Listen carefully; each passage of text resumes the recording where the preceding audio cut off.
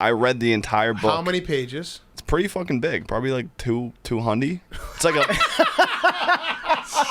That's not a big book. Pardon my take, YouTube, like and subscribe, like and subscribe. Best podcast in the world. Like and subscribe, like and subscribe, like and subscribe. On today's Part of My Take, we have Charles Oakley in person. Great interview with Oak, talking about his career in the NBA, being best friends with Michael Jordan, being the last of the enforcers. We also have Pete Prisco from Jacksonville to talk about Urban Meyer and the fiasco that has ensued in the last couple of days down in Jacksonville.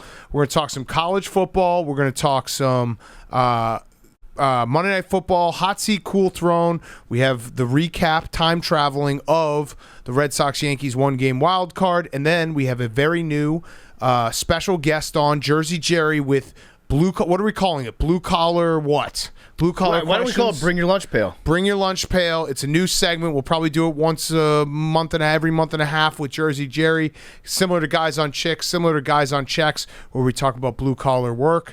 And we're brought to you by our friends at Dave & Buster's. Dave & Buster's adds more winning to anything and everything, from regular Friday nights to first dates, and especially to watching the game with the guys. It all gets more ding, ding, ding at D&B's. And this season, there's no better place to watch football than at Dave & Buster's, because you get more of everything that makes game day so great. Dave & Buster's has 40-foot wide TV screens so you can get the best view of every game. Imagine watching the game at a regular sports bar on a tiny 12-inch plasma. Ew. Dave & Buster's has the wow wall. They also have more food, more drinks. You get the drink towers that are awesome. You get more space for friends. There's always space at Dave & Buster's, so you never have to worry about, oh, man, is this going to be so crowded I'm not going to be able to see the TV. No, you can at Dave & Buster's. And the cherry on top is more fun for non-sports fans, too. Every friend group has a guy or girl that doesn't want to watch the game. Well, guess what? There's games that you can play at Dave & Buster's. There's things you can do, maybe at halftime, maybe after the game. You can do it all. They can game, win prizes, or just scarf down the tables, nachos, while everyone else is watching the field. So go check it out. Dave & Buster's, add more ding, ding, ding to your game day with more food, more drinks, and more screen, only at Dave & Buster's. Dave & Buster's, our presenting sponsor. Okay, let's go.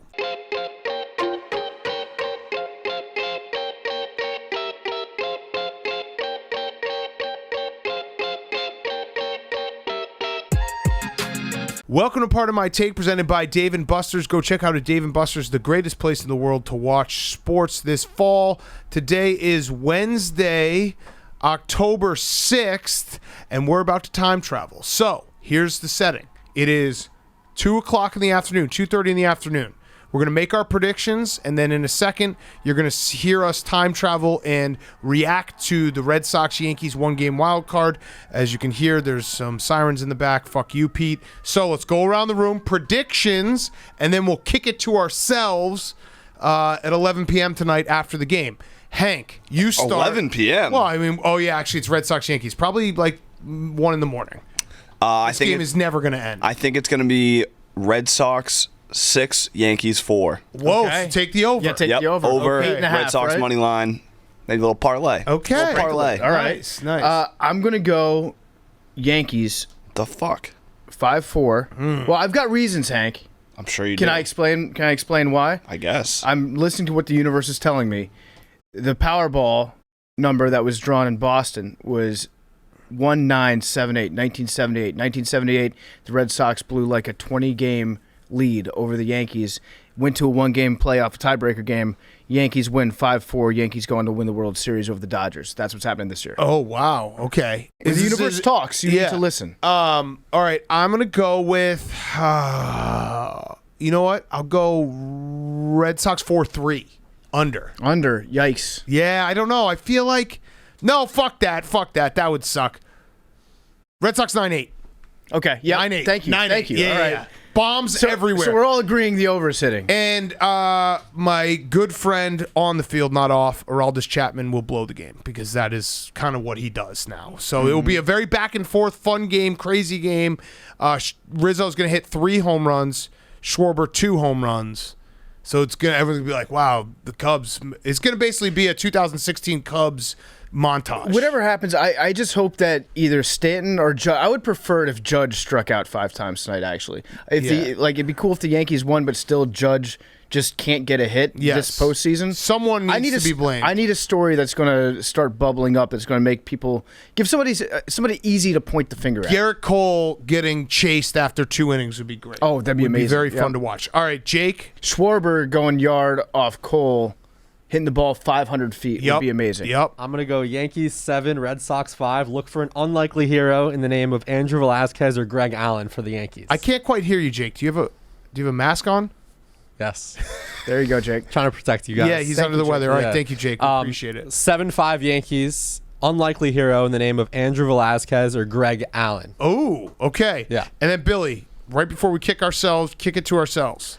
I'm going to go 6-3 Yankees. I think Stanton Judge are going to be popping off. Okay, so that's the over too. Now that we've all said this, it's going to be a 2-1 game. Yep, absolutely. And terrible to watch. I admire the balls on Hank to get mad at me for rooting against one of his teams in his face. Hank would never do that. Nope. Ever. Well, I'm just trying to do a little research, PFT. I'm not seeing any hits for this Powerball story. You're not? I could be wrong. What research are you doing? I'm curious. Boston Powerball 1978. Okay. Where did you see it? Okay, I'm gonna bring some facts to this fight right now. The evening number for the Massachusetts lottery was 1978. Massachusetts Last lottery. night. Yes. Interesting. All right. Okay. There we go. Sorry, All not right. the Powerball. So let's kick it to ourselves. Here we are. Okay. Game in the books. Some of us were right. Some of us were wrong. The Red Sox go to the next round. They beat the Yankees 6-2. The story of the night, besides Hank, we'll let you talk about your Red Sox. We have to, though, address the greatest call of all time, John Sterling calling a Stantonian home run that did not go out of Fenway Park, did not even result in a double. It was a single. And he gives us one of the greatest lines I've ever heard in broadcasting history when he just said, "What did I do wrong? What did I miss?" Let's play it. I can't get enough of this call. It is so goddamn funny. And I honestly think, like, as bad as the Yankees looked and Garrett Cole looked and how much money they spent on Garrett Cole, this call is bigger than the game. So you can take solace in that, Yankee fans, that, like, we can just make fun of this and just forget that Garrett Cole's a complete joke. Huge winner, Tom Brenneman, because this was a deep drive to left. Mm-hmm. What's funny is the call itself was Stantonian in a way. Mm-hmm. Like, it instantly became Stantonian because it overtook the hit that Stanton had off the Green Monster, even though it didn't even hit high up off the wall. It hit kind of the first one halfway down towards the base. Second one was a much longer drive that he hit. Legacy game for the Green Monster overall, though. We don't talk enough. We don't give enough credit to how ridiculous the Green Monster is of a thing. Like baseball, I love that baseball has that, the little unique quirks about the ballparks, and even right field in Boston is a hilarious little place too. But what a showing by the Green Monster tonight. It is very funny too. It makes me miss the hill in the middle of Astro Stadium, in the middle of center field, that was just so dangerous. And the pole. And the pole. So Hank, you obviously, winner gets to speak first. Yes. We'll then let Jake and Billy go. That was a good night for the Red Sox. They march on. They have to face the Rays now, but anytime you can beat the Yankees, I would say that's a very, very good night, right? Absolutely. Always good to beat the Yankees. Also, at some point at the end of the broadcast, I couldn't tell if the announcer was trolling, but he was like, no one really expected the Red Sox to do anything this year. So, like, they're exceeding all expectations. So I feel like being one of the highest payrolls and being an underdog in the playoffs, no matter what, is a good thing. Mm-hmm. We'll use that to our advantage against the Rays. What they were saying is, like, we fucked up at the start of the season and didn't think that they were going to do a good job. But yeah, you're right. Like, they did. They're always going to have expectations if it's the Red Sox or the Yankees. Yeah. Now, Jake, Billy, anything you'd like to say? Jake, Billy did tell us that he was, Billy, hey, what's up, Whitey? That's Billy's dog, if you're listening, not watching, not just some random person in Billy's apartment. Jake, why don't you start? Yeah. So first off, on the John Sterling call, usually I tiptoe around broadcasting miscues. I have no excuses here. He was in the stadium. It wasn't a Remy broadcast. It was just tough all the way around. Sorry, you can finish what you're gonna say. No, I mean, you could say his age. I mean, he is a broadcasting legend. He never misses games, but this one you missed, and no call is ever going to be perfect, but you missed this one. I think it's the combo of Stantonian and then to just like it almost was like he was talking to no one. And I just think of like the poor person who is like driving home from work. They had to work late and they're like, I missed the first inning because it was the first inning.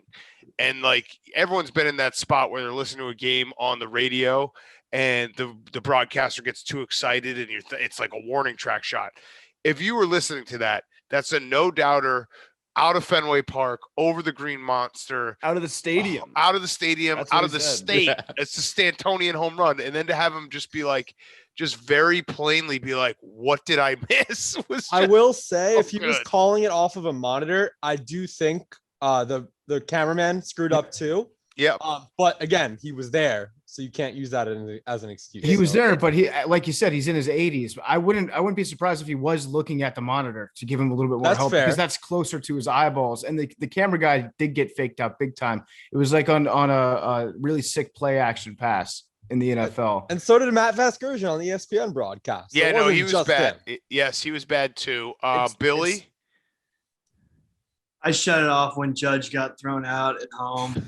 We started, like us as the Billy household didn't have a good time. Just started watching Squid Game. All time terrible send by Phil Nevin there. All time terrible send. And I mean, that kind of changed the game right there. Like that was because it was a 3-1 game. And like you finally get Evaldi out of the game who pitched incredible. Guy comes in, first to batter, he hits that. And then like you get your second out at home plate. That was brutal. That was the game. Is being a third base coach sneaky, like a really, really difficult job, especially compared to being a first base coach where you just kind of stand there and scratch yourself and then You like, pick up take their batting shoulder pads gloves. when they call time. Yeah. Yeah, that's all you do at first base. But third base, when there's a ball hit to the outfield, especially with the Green Monster, you're doing all the calculations in your head in like real time, and you're gonna fuck everything up. It's almost impossible to do. But the third base coach, obviously for the Yankees, did a bad job. The third base coach for the Red Sox also fucked up, but he got bailed out because he changed it at the last second. He's like, stop, no, go, stop. And then they ended up getting an easy run out of it, turns out. But yeah, it was that's a tough job. My heart goes out to the third base guys. I don't think that I mean, it's a hard job, but also it's like that's your only job. And like if your only job is to know exactly how good of an arm everyone has and how good everyone is throwing, and also know the moment that it's a 3-1 game, you finally got the starter out of the game. You would have second and third with one out. Like it's a crazy send. It is. It's a crazy send. And it wasn't even a great relay, and they had him out by a pretty easily. The only other thing I have is obviously, and I knew this was going to happen, the former Cubs just fucking mashed. Rizzo and Schwarber both homered. Schwarber hits home runs like they are just so fucking beautiful. Like his swing is so compact, and if you throw him anything high like that and he gets it like chest high, he's just gonna. It looks like a guy. It looks like a kid playing wiffle ball, but he gets the big red bat. And he just gets to mash, and everyone else is using the skinny yellow bat. Like that's what it looks like when he hits a home run. Did he hit a home run, Big Cat, in the World Series when we were there? In the World Was Series, it the Grand Slam, or was that someone else? No, that was Miguel Montero. when That we was were the in beer shower. That Yeah. was a yeah, great that was the beer moment. shower. Yeah, That was awesome in the moment. NLCS, not the World Series. The home run that they showed, obviously, because it also came off Garrett Cole back in the wild card game, was at 2015. And it was in Pittsburgh, right? Because I love watching that home run because the sky is just pitch black and you just see this pure white ball just like going off into the dark. It looks like he hit a comet. He made a comet happen with his bat. And the story from that one, which I can neither confirm or deny, but I've heard from multiple sources, is that Kyle Schwarber, after hitting that home run, went in the tunnel of the Cubs dugout and just screamed at the top of his lungs, "Suck my fucking dick, Pittsburgh," because he was so jacked up. So I mean, he's just a guy who like everyone should root for because he's just fun. But that was a nice little like, oh yeah, it's nice that Schwarber and Rizzo are having big hits, and these guys should be on my team. But what are you going to do? Hank, do you think? Oh, one other thing. Garrett Cole is a bum. Like you get paid $300 million. You have to make it out of the third inning in that game. You just have to. You can't, like, there's no excuse. Like, you are the ace. You're the guy that was brought there for that reason. The fact that you get chased is so despicable. And like Yankee fans were talking all year about how Garrett Cole's their guy. That's brutal to have happen. Turns out he misses the spider tack a little bit. Yeah. Two innings it's tough. If I was managing that game, I would leave him out for at least another couple innings just because. Listen, we're paying you this much money. You're going to get us out of this mess. This is not on me. Yeah, honestly, if he had pitched 5 and given up 3 earned runs, you could at least be like, well, he battled. He didn't even battle. Like, you just can't excuse that. It's a fucking despicable. Yankee fans should be sick to their stomach. Also, real Yankee fans shouldn't have even watched this game because the Yankees, that doesn't count as the playoffs, and it's World Series or bust, even though they haven't been in the World Series in like a decade. Billy. I was just pissed that he didn't get caught using spider tack. You know what I'm saying? Like, if he was going to come out that bad, I wish he was trying at least with spider tack everywhere. He should have cheated. He should have cheated tonight. You have to start cheating at this point. You're at 2 innings in. You're going to get the hook. You're making $300 million. You have to start cheating. If I was the Red Sox, I would have fucked with him. I would have actually asked the umpire to go out there and search him for spider tack and be like, we think he's actually even worse than he's playing right now. Yes. Hank, anything else? How do you feel about the next round? Any parting shots? I mean, we were underdogs tonight. Love an underdog. We're underdogs in the series. You know how I feel about underdogs. It's just also hilarious for Yankees fans that Stanton somehow, like, against all odds, had 2 of the worst at bats where he got hits. Yeah. Like two both of those at bats singles. were all things considered in a vacuum, like great at bats. And when you put it in context, like, it was miserable. Like, all the Yankees fans got hyped up in the first inning for a single, and then all the momentum. Like, that's a great thing about sports where it's like you felt the momentum completely shift when he hit it because he smoked the ball. You thought it was gonna be a home run. Then it hit the top of the fence. You're like, oh, thank God. And then somehow they threw him out all in the course of 20 seconds. And then the momentum's completely back on your side. And you're like, oh, we're going to win this game. It was absolutely the changing point because, again, like, Eovaldi was really, really good for the 5 or whatever. And they shouldn't have taken him out. Yeah, he was at 71 pitches. That was crazy. That was like, it's one of those things where analytics and shit should get thrown out the window at some point in the playoffs where it's like, if you have a pitcher who has 71 pitches in the 6th inning and he's pitching well, like, just let him get 1 or 2 runs. Like, he let up 1 bomb to Rizzo, and like the Aaron Judge was like a dribbler. Like, he beat out. Yeah. Anything else from anyone? I will say, I think Stanton's on his way to pinstripe status. I don't think he's there. Oh. I think he had a very good season and shut up the haters. He was very good. I think it's him and Judge are staying. Everyone else on the market. Jake, you can't know. Offensively. Rizzo, keep Rizzo. Rizzo wants nothing to do with the Yankees. He looked like he was looking at the Red Sox bench like, oh.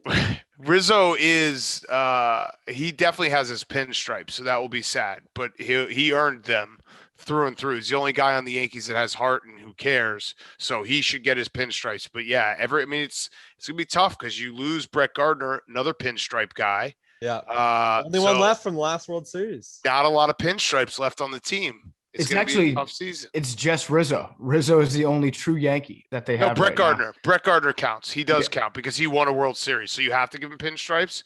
But yeah, it's Rizzo and Brett Gardner. Jake, the longest in the shortest Yankee. I'm taking away Jake's ability to give pinstripes out for saying that Stanton should get pinstripes. No, I didn't say he should have. He's on absolutely his way. dogged it out of the batter's box on that first single. He stopped. He took a picture. He pulled out an easel. He set up a frame in a chair, smoked a cigarette, and tried to do a charcoal etching of his home run as it was in midair. He had a worse call of his own home run than they did on the radio. I think like there was like a helicopter or something flying above that like altered the trajectory of the ball or something. You going Skip Bayless, Mason Crossbar on us? Yeah, like no, but just think about it. Like, not only did the TV broadcaster, the player, and the radio broadcaster all were so wrong. Like I thought Sterling was on a delay or on a watching a monitor for the whole time until they're like, no, he was in the stadium. I mean, I thought it was a home run too.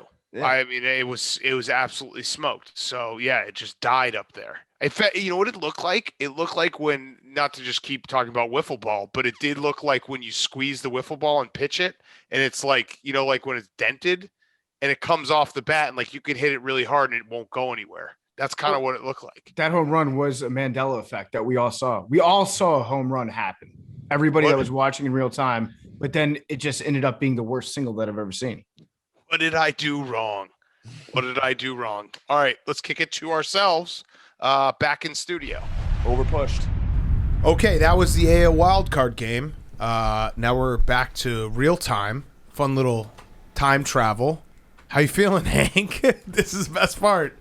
I feel great. Yeah, okay. That was awesome. Okay. That was just an awesome game. All right, let's talk some Monday Night Football and maybe some college football. So, Chargers, Raiders, lightning delay, one of the weirdest lightning delays ever. We learned a lot about this new stadium and the fact that it's a canopy, that blows my mind. I don't really understand it, but it's an indoor-outdoor stadium that I'm sure is going to suck for the Super Bowl, right? I think it's not so much like a dome as it is a giant tent. Yes. So it's got big walls, but then a huge gap, and then there's a space between that and the roof. So if lightning could come in at the top, it could hit fans. Yeah. And then Steve Young said, but lightning doesn't travel sideways. I don't know. We'll have to check Steve Young's meteorology degree. I'm not sure about that one, but it is progress for the Chargers to have fans that they have to worry about protecting. Right. That's a something. few of them. It's growing pains for the mostly franchise. Raider fans. I also loved Booger in a very relatable moment. Like they announced that there was going to be a 25-minute delay, and he was like, and I think Susie Colbert was like, what is everyone doing in the locker room? He's like, they're probably stripping down, taking off all their tape, like getting into shorts. And Steve Young was like, in 25 minutes? And Booger's like, Yep. Like, I don't think so, Booger. But it was a great, like, I hate being in all this shit. Fat guy's gotta like get into some comfortable gear real quick. Yeah, he's like, Susie, I would take my clothes off. Yeah, I would probably start a movie. Just time management was very funny there. But the Chargers are very good. We saw the makings of September Raiders that we all fall for starting to rear their ugly head. Now they play the Bears next week, so I'm sure they'll be fine there.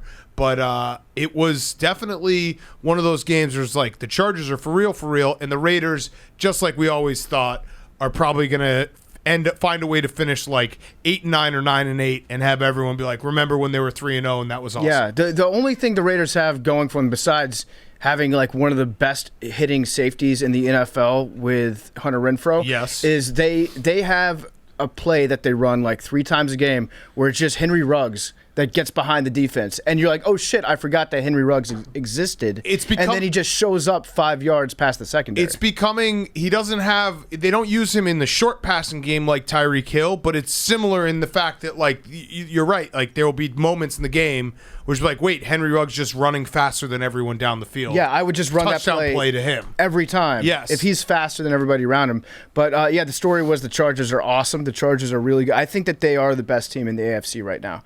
I think they're the most complete team. Shot across the Bills. I think hurts. Well, okay, the winner of the Chiefs-Bills game is going to be tied with the Chargers for number 1 in the AFC right now. But I think they're the most complete team. The defense is awesome. Defensive line is really good. The offensive line sucked last year, and they fixed that. Their new tackle, Rashawn Slater. From Northwestern. He hasn't allowed a sack since October 2018. Yeah, he's very, very good. But then he has to go up against Myles Garrett this week, so that could all change very, very quickly. Yes, it could. But yeah, the Chargers are, I think they're for real, and I'd also like to acknowledge the Chargers theme song as being one that we don't talk about enough on the show. It is legitimately a great song. Yes. The San Diego Superchargers. Yes. Funk, it sounds like it's Casey and the Sunshine Band. Really good stuff. Yes. So there we go. Acknowledged. Yes. Credit for that song. 2 thumbs up. Acknowledged. All right, let's talk some college football, maybe a little bit. So we usually talk college football on Wednesdays because we have so much to talk about on Sunday. This past weekend was essentially, Georgia and Alabama are way better than everyone else. Lane Kiffin with the popcorn comment. I love Lane Kiffin. We've had him on the show. We want him on the show again. But you can't say bring your popcorn and then just get the shit kicked out of you. So right after he said that, he realized that he fucked up, and he walked over to his offensive coordinator and said, "Hey, I kind of fucked up," and said, "Get your popcorn." So I don't know what the game plan is, but if you could score maybe twice as many points as you were planning on, that'd be great for me. Also, a tip: if you're gonna say like "get your popcorn" or some kind of saying, make sure that there's not an emoji that people can tweet about it. You know what I mean? Because then everyone just tweets popcorns, and then it becomes a big thing. But yeah, that and Georgia's first team defense not allowing a touchdown this year, and we're in week 6 is pretty fucking crazy. That was an all out ass kicking, and I don't even think Arkansas is like it wasn't even Arkansas. Oh my God, they're bad. It was just Georgia's defense is that good, and they deserve that much credit. And I mean, it's wild to see, like, especially after the last few years where it became offense is king, to have almost a throwback with Georgia just being like, we're gonna kick the shit out of everyone with our defense. I would love to see what would happen in a matchup right now of Georgia's defense against Alabama's offense, because if the last 5 years have taught us anything, it would still probably be like 30-0 Alabama. But their defense is that different. Yeah, their defense is that good. Where I want to see the matchup. We spent a little bit too much time, I think, talking about Sam Pittman taking his shirt off and not enough time talking about what Sam Pittman should be wearing on his head, because he's dealing with some significant scalp burn. Yes. He's not a visor guy. He's not a hat guy. He's a leather skin guy. Yeah, so this is kind of what I like about Sam Pittman, though, because I think a lot of coaches, right when they get that first big-time head coaching gig, they're like, okay, what kind of headwear guy am I going to be? And they figure it out because you have to stick with that for the rest of your career. Sam Pittman didn't even consider putting on a hat. Correct. We need to get him just like a fitted hat, something that covers the scalp up, because that thing was getting pretty toasty. Yes. All right, other things. Notre Dame is out. I expected them to be out. They're good team, but they're not going to be in the conversation. So that Cincinnati has their biggest win in the history of the program, goes to South Bend, kind of dominates them. And now they are between. You know what's so funny? We talk about Cincinnati, and we obviously have the bet with Kirk Herbstreit. No one brings up the fact that BYU could very well be in the conversation as well, because they play more Power 5 teams the rest of their schedule. Not great Power 5 teams. I think they have like Virginia, Oregon State, and USC. Yeah. But BYU was really good last year. Is really good this year, is undefeated, has beaten Arizona State, has beaten Utah, who turns out to be a disappointment.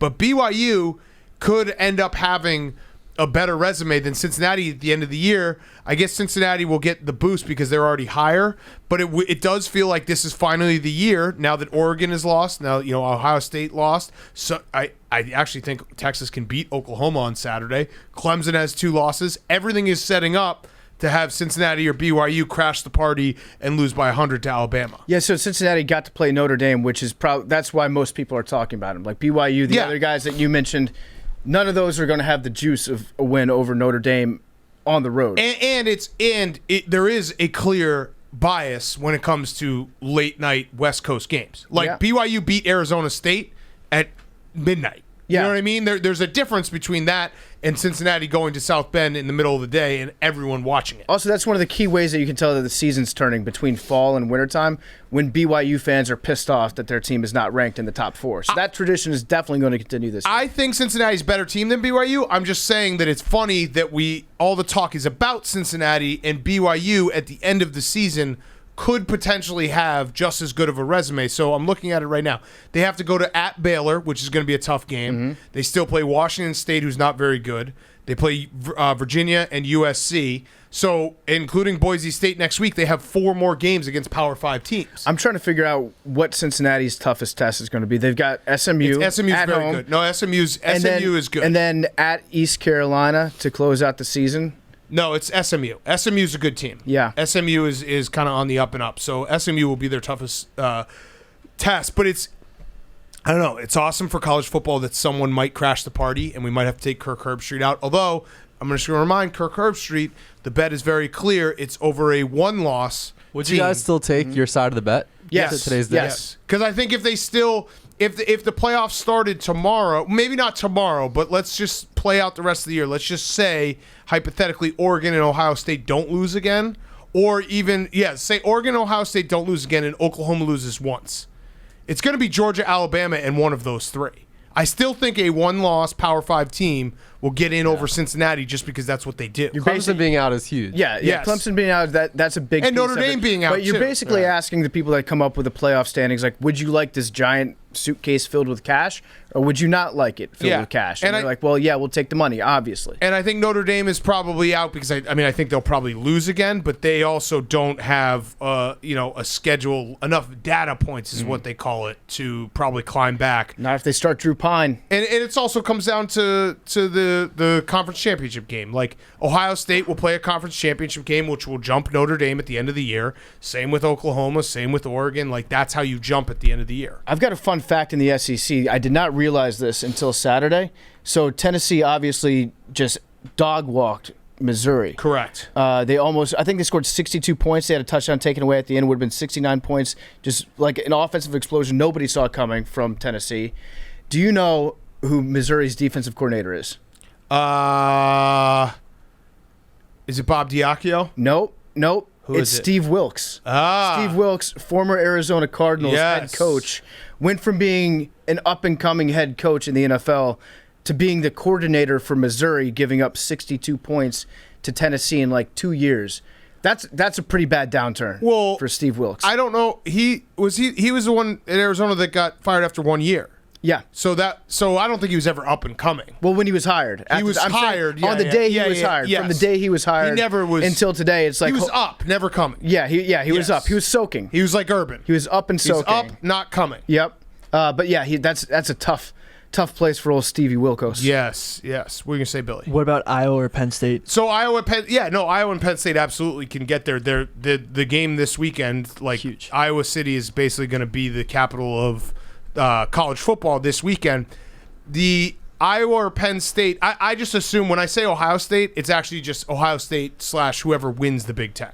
Like that's going to be Iowa, Penn State, or Ohio State. One of those three teams. You could even throw in Michigan because, fun fact, the only three teams that have not taken a snap while trailing have been Michigan, Georgia, and Alabama. Actually, I think BYU might be 4, so it's 4 teams. But yes, you're right. The winner of Iowa, Penn State, especially if it's Iowa, because their schedule in the West is very, very easy. So if Iowa wins on Saturday, they are now in the driver's seat to get to the Big Ten championship game. And then if they win the Big Ten championship game, they're obviously in. I'm going to just throw this one out here with reckless abandon. You ready for this one? Yep. If Texas doesn't lose again for the rest of the year, Texas would be in that conversation too. Texas is definitely, in my estimation, I think they're going to be the best team in the Big 12. I think they're going to beat Oklahoma on Saturday. I think they are too. Yeah. And then they have Oklahoma State at home. But they'll lose a game for no reason. Their toughest game after that is going to Baylor. Yeah, no, they'll lose a game for no reason that's very stupid. Oklahoma State at home too. Yeah, I would trust Texas, but they'll, in classic Texas fashion, they will beat Oklahoma. They will officially be back, and then they will find a way to lose. The only problem with the Texas argument will be at the end of the year, if you're trying to say Texas is in, their one like let's say they have one loss. Yeah. Their one loss would be to like the 4th or 5th team in the SEC West. So people would make that argument. Yeah, but so that's where Georgia and Alabama get in before Texas. Well, I mean, Arkansas would probably have to lose another few games in order for that to happen, right? No, the SEC West is incredible. I mean, So obviously Alabama is going to be ahead of them. Alabama, Auburn right now. Auburn, LSU. I mean, they beat Texas A&M, but then I think Arkansas is going to end the year with a better record than LSU. Yeah, probably. I mean, our guy might be in the hot seat. I don't want it to happen, but that loss, loss on the road in Fayetteville might be pretty good. So they're going to be the third best. Here's what's going to happen: Texas, if they win this weekend, they're going to win against Oklahoma State at home. They're going to beat Baylor on the road. Then they're going to go to Iowa State and lose. Wait, say it again.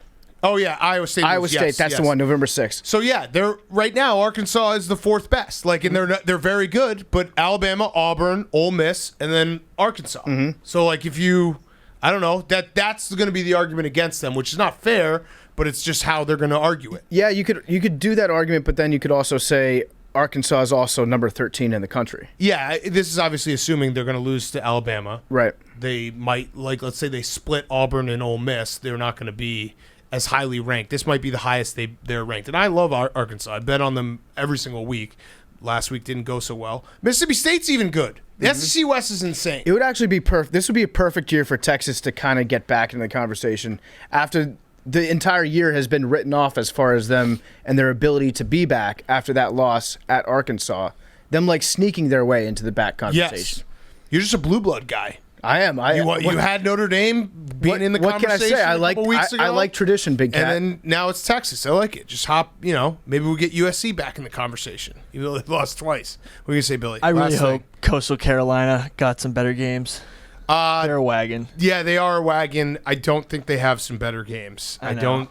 That Is the mullet game guy last back? year was so awesome when they scheduled BYU on that short notice. Yeah. That might have been the highlight of the entire season. Anytime, anywhere. Yeah, and they just fucking punked Zach Wilson. That should be Coastal Carolina's thing, where they do one game like that every single year. They just call it the Anytime, Anywhere Bowl. I don't know why Cincinnati and these group of 5 teams, they should essentially leave, like all the group of 5 conferences should leave a date open at the end of the year to be like, we can schedule the best other group of 5. Because think about it. If Cincinnati and BYU played, they both were undefeated, and they played in the last week of November, the winner would have an incredible resume to get in. Like, it would basically be an elimination game. So, yeah, you're setting yourself up. You might get eliminated, but you also would be able to leapfrog everyone. That would really force the hands of the football, Yes. the playoff committee, where they'd look at that game. They'd probably still be like, no, you're not getting in. And then Cincinnati be like, well, there's actually nothing else that we can do. Yeah, we've done everything. Yeah, Coastal Carolina does not have any significant games left. I mean, they played all their conference games. All right, let's get to Hot Seat Cool Throne. Then we have Charles Oakley in person, Pete Prisco, and then we have Jersey Jerry to wrap up the show. Hot Seat Cool Throne is brought to you by our friends at Coors Light. Coors Light, if you always feel like you're on, if you always feel like you're running around, well, guess what? The best way to chill is crack open a delicious Coors Light. The mountains on the bottles and cans even turn blue when your beer is cold, letting you know it's time to chill. Coors Light is cold lagered, cold filtered, cold packaged. It's literally made to chill. It's as crisp and refreshing as the Colorado Rockies. Perfect for a moment to unwind. Cracking open a Coors Light makes you feel like you're just hanging out, chilling, watching the game, sitting on your couch, at the bar with your friends. All the best moments come when you crack open a Coors Light. So Coors Light is the one I choose when I need to unwind, when you need to hit the reset button, reach for the beer that's made to chill. Get Coors Light, the new look, delivered straight to your door with Drizzy or Instacart by going to CoorsLight.com/take. Celebrate responsibly. Coors Brewing Company, Golden, Colorado. Hank, Hot Seat Cool Throne. My hot seat is friend of the program, recurring guest, hero of mine, Julian Edelman. Oh, Okay. Did you see this? no. Oh, the TV. Yeah. Yeah. Yeah. Also, No. I just want to say, Julian Edelman, Instagram going down was tough for a lot of us, but no one more than you because you couldn't take your shirt off. What happened? So he was Bad. posting stories watching the game on Sunday night, and his TV was just on his floor. Yeah, so I think He must not have been at his house. Well, no, I think he moved to New York because he does the Inside the NFL. So he just moved to New York. Yeah. And he hasn't mounted his TV yet. And it's like, dude, what are you doing? It's just on the ground. It's on, like, is it leaning against the wall or is it on a stand? I'll Because that's a big send you deal. a No, it's picture. on the. it's- No, It's no, got no, the- no. It's got the legs? No, it's worse than not. It's not on a stand. It's not leaning against the wall. It's on like the cheap little like prongs that you can put on it. Yeah, that's what I'm saying. The Yeah. tiny little legs. Yeah, not good. Low pad level on the Not TV. good. Not good. Yeah, that's a tough look. That's bachelor life, though. Julian- Just guy stuff. Julian, I'll come over and mount your TV if you need No, to. Julian, do not accept that. Billy will. I not could actually, leave. I could see Julian being like a good roommate for Billy. I think you guys might get along. I have a spot. His abs are way better than yours, though. Not an abs guy. Yeah, I know, I'm but a like, mass guy. yeah, but his whole thing is like you're going up against Mincy right now. That's a step up. I'm just saying. I know. Yeah. I think it's just an example too of player life. Now he's kind of in the media world, and he doesn't realize that you're not just posting a video of the clip of the play. Every single piece of the content that Yes. you post is going to get dissected and roasted. Yes. And unfortunately, he's learning the hard way. Yeah. My cool throne, I have a couple. My first one is Megan Trainor's toilet. Okay. It's literally a cool Took a deuce. It's a cool throne. No, then an article came out She that got vegan?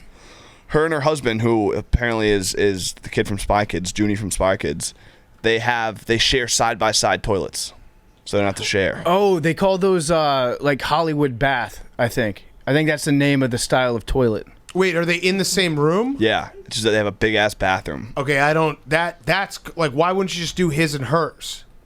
His and hers bathrooms. Yeah, like if you've ever seen like someone who's like super super rich, you go into their bathroom and it's basically it's the size of a New York apartment where like the shower and the sink and everything will be in the middle, and then off to each side will be toilets. His and her baths. That happens for the super rich. What about this? What if it's not meant for both of them to be using at the same time? What if one is just for shitting and the other toilet's for pissing? It might be and they're just connected to each other. It might be a bidet too. No, they said they like constructed it this way. Do you think they sit at the same time? Nobody knows this, but in our bathroom there was one toilet, and a lot of time in the middle of the night where we're with the baby, we've got to pee at the same time. So I was like, can we please have two toilets next to each other? That's Okay. I mean that is so dude. Be a man. That's what the sink is for. Like Or- piss in the sink. Or just the bathtub. Yeah. It's right there. The shower. Right shower there. drain. Like, but the sink that's what the sink is made for. Or if you've It's got for- great aim, just go between the legs. Jesus, that's a weird thing. That's something I would have kept to myself if I were them. Hank, is this one of your eat the rich moments? Got to The M&Ms? gotta guillotine their ass. Guillotine them? If you can afford two toilets that are connected to each other. You think they had to custom design it, like weld the toilets together themselves? I think some plumber was like, "No, I'm not doing this. This is beyond." Yeah, I have standards. yeah. Like this goes I'm not letting you shit next to your husband. this goes beyond my ethical code. Yes. That's it, actually. I'll say Okay. another one. Whoa. Oh, okay. Oh, you sure? Yeah. Okay. We'll Alright. use yours at the end then. Okay. My hot seat is Mike Greenberg haters. They're furious. They're furious this morning because Mike Greenberg finally is going to be on television. Are there Greenberg haters? So many. I many. think the majority of people are just like whatever. They're gaga for Greeny. No, they're completely apathetic. No, Greenberg is- Mike Greenberg, trust me, kale. he's got some haters. Breaking news. It's happening. Uh-oh. 12 holes, Oh. but it is happening. The match. Versus Bryson, Friday, November 26th. So that's the day after Thanksgiving. I don't know how I feel about this. I I'm- think it's over. I'm okay with it. That's good, though. because Yeah, no, it's over though. that's the exact right amount of holes that Brooks can pay attention to, right? Yep, but that's over. It's over. Like the rivalry is over. You guys realize that, right? Unless there's some stakes that are tied to it that we don't know about. The rivalry is over, which is fine. It's good for them to move on, but the rivalry is officially over. Also, shout out our boy Brooks for getting paid for this. I hope he's getting paid a big amount of money, and I hope he remembers who helped start this feud, and then tips them. Thankfully, Very well. yes, tips them very well. Uh, Do you guys agree? Right? Like that's. I mean, who created this? We did. So, would be nice. at the very least, 10%. At Minimum. I would say at the very least 25% Or a $50,000 shopping spree. or shopping spree. Yeah, your choice. But I'd Brooks. rather just 25%. Balls in your cup. Mm-hmm. So Mike Greenberg. Yes. Mike no Greenberg. Mike no Greenberg. one feels for Mike Greenberg. No one feels for Mike Greenberg. He does. No, he's got haters. People are like, he was trending online today. So because he got Greeny- announced. Greeny stirs the pot. Because everyone was like, I can't believe they're going to have Mike Greenberg be Rob Dyrdek of ESPN. Right, exactly. Ridiculousness. So Mike Greenberg is like the face of ESPN's diversity hiring now because they got rid of Rachel Nichols and Maria Taylor. And did you know that there are almost 50% of the shows that are on ESPN right now do not feature Mike Greenberg? Wow. He can always be doing more work. So Greeny doesn't stop working. He just shows up at like 6 o'clock and there's a camera pointed on him until like 11 p.m. Yes. And then America is clamoring for more Mike Greenberg, so he goes and he does it again the next day. I think he is the reason why he keeps getting these jobs is because, just like I said, no one really has a strong opinion about Mike Greenberg. He is and I don't even mean that as a mean thing. He is the perfect host in that respect. Like he doesn't. If you're watching a show, you're never watching it for Mike Greenberg, but he makes the show work. Yeah, he's a good traffic cop. So it doesn't like he's there. It would suck if he wasn't there because you'd want a host that can move things along, but That's why like even though he's on every show, it won't even matter because he's just Mike Greenberg. We're one step away from ESPN Greeny becoming a thing as like an over-the-top thing for ESPN to charge you $4.99 a month for. Yeah, There that are zero some people will haters purchase. Confirmed. Oh, yeah. Other Oh, Big yeah. J's. Yeah. We the want Big Mike J's, that's jealous. That's jealous. We want Mike Greenberg. Has never been said by anyone. See, but that again, I don't understand that like logic. Like Mike Greenberg doesn't have any type of personality or like opinions that are grating. You know what I mean? He loves his wife. He does. He loves his he's wife. not like he's a wife Skip guy. or he's saying, right. like, He's just there. LeBron sucks, Right. or- He's there. He's Big just Cat, there. he eats grapes with a knife. Yes, he does. But I'm just, you know what I mean? Like he doesn't. If you're mad about Mike Greenberg, that means you're just mad about like nothing. It's nothing. He's just there to move the show along. If you're mad at, if you hate Mike Greenberg, then you must hate watching television. It's just because there are 72 Mike Greenbergs that appear on your TV every single day across every channel. He's just the best one at it. He's very good at being a professional host and a professional TV man. And I've never had a feeling about Mike Greenberg like a visceral feeling. Like, God damn it, I hate that guy. So we agree that there are Mike Greenberg haters, but there shouldn't be Mike Greenberg haters. They're misguided. Yep. Just like anyone who's a Mike Greenberg stan is misguided. Yes. It should just be Mike Greenberg's there. Mike Greenberg follows me on Twitter, by the way. He exists.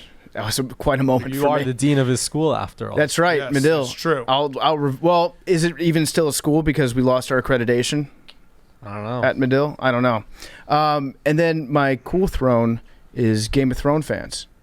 Because shout out to me. Shout out to Hank. There's a prequel coming. Nice. Our entire I could've series. said that. That's a prequel. That was yours? That was the one I said. Take it away, Hank. Oh, so there's a prequel series about the Targaryen dynasty 300 years before the original series. I actually read the book. It's a good book, but it's just a little bit depressing. It just makes me... You read the book? Yeah, you guys remember, I was like fully addicted the whole to Game book? of Thrones. I read the entire book. How many pages? It's pretty fucking big. Probably like 200. It's like a... That's not a big book. Well, compared to the fact that I haven't read a book I in... thought you were going to say 800. Yeah, or like 1,000. I don't know. I'm going to look it up. I'm going to look it up. 200 is like, it's actually the bare minimum of a book. Yeah. No, but it's like anything a big, less is a novella. No, all right, that might be right. I might be wrong. It's a short big ass. story. Were there It's literally illustrations? like a. And not only is it a big book, like physically, It's heavy. it's like a coffee table size. That's what he book. meant by a big Okay, book. big Yeah. book. Like size-wise. 200 pages is not a big book. Are there drawings? There was drawings, Are not there, a lot. Can you fill out your own drawings? Help me out, Jake, please. Is there a word The search at average the end? manuscript for a novel No, comes no. anywhere between How long is the 250 actual and book? 400 pages. Yeah, so that's average. so So it's 200 is below a short Below book. average. Yeah. Yeah. Aragon was 758. Can we get some numbers on how big this book is? The Game of Thrones book?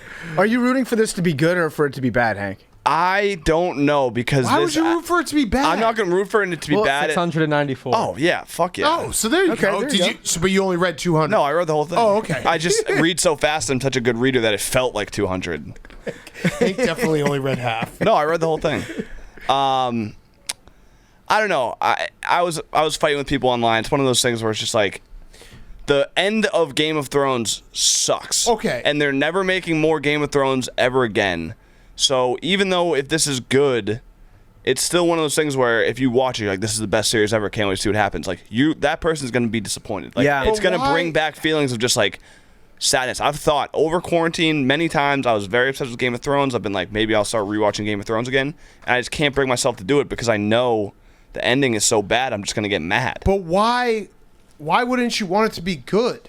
Like if it's good, and that's fun. Yeah. No, I'm not rooting for it to be bad. I never Okay. said that. But it's all, I know what you're saying, that in a way it's almost worse the better the prequel is because it reminds you of how bad it was at the like if the Patriots had gone undefeated in the preseason the year that they lost to the Giants in the Super Bowl too. Yes, and people keep saying, well, Better Call Saul is really good. The end of Breaking Bad was really good. Like, Yeah. people that liked Breaking Bad didn't leave that show with a bad taste in their mouth. So when the prequels came out, they're like, oh, yeah, I love Breaking Bad. Can't wait to watch the prequels. I personally, and I know a lot of people feel the same way, like, hated and were disgusted with the way Game of Thrones ended. So it's like, I don't know. It'd be like if people really hated the way Sopranos ended, and then when Many Saints of New York came out, but Wait, really they did. In the moment, they did. They weren't happy about it. People. But I think Like when Silvio got run over and shot, and his hair didn't come off. I'm not going to do any. You just did a mini Saints in New York, huh? Did you just do? No, I haven't seen it yet. Okay. I'm not going to do any spoilers. People definitely hated the end of Sopranos, big time. People thought their TVs broke. Whole country thought their TVs broke. I'm different too, Hank, because I admittedly I binge watched Game of Thrones. I think if you watched the whole thing, like throughout 6, 7, 8 years, whatever it was, and you were invested for a long period of time, you get a little bit more upset with how it ended. Yeah. Like if we as binge watchers, we invested a maximum of 2 or 3 months into this show. But yeah, if you do it over years, and then the worst part is you had to wait for the worst season to come back. Correct. Like 2 years for that to happen. So I mean, I think it's going to be a good show because they're basing it off the stuff that's already been written. They don't have to do it themselves. I think it will be good too. The only thing I'm worried about, and I know this was a huge problem with the show in general, was like the dragon budget, like the contents. I'm not joking.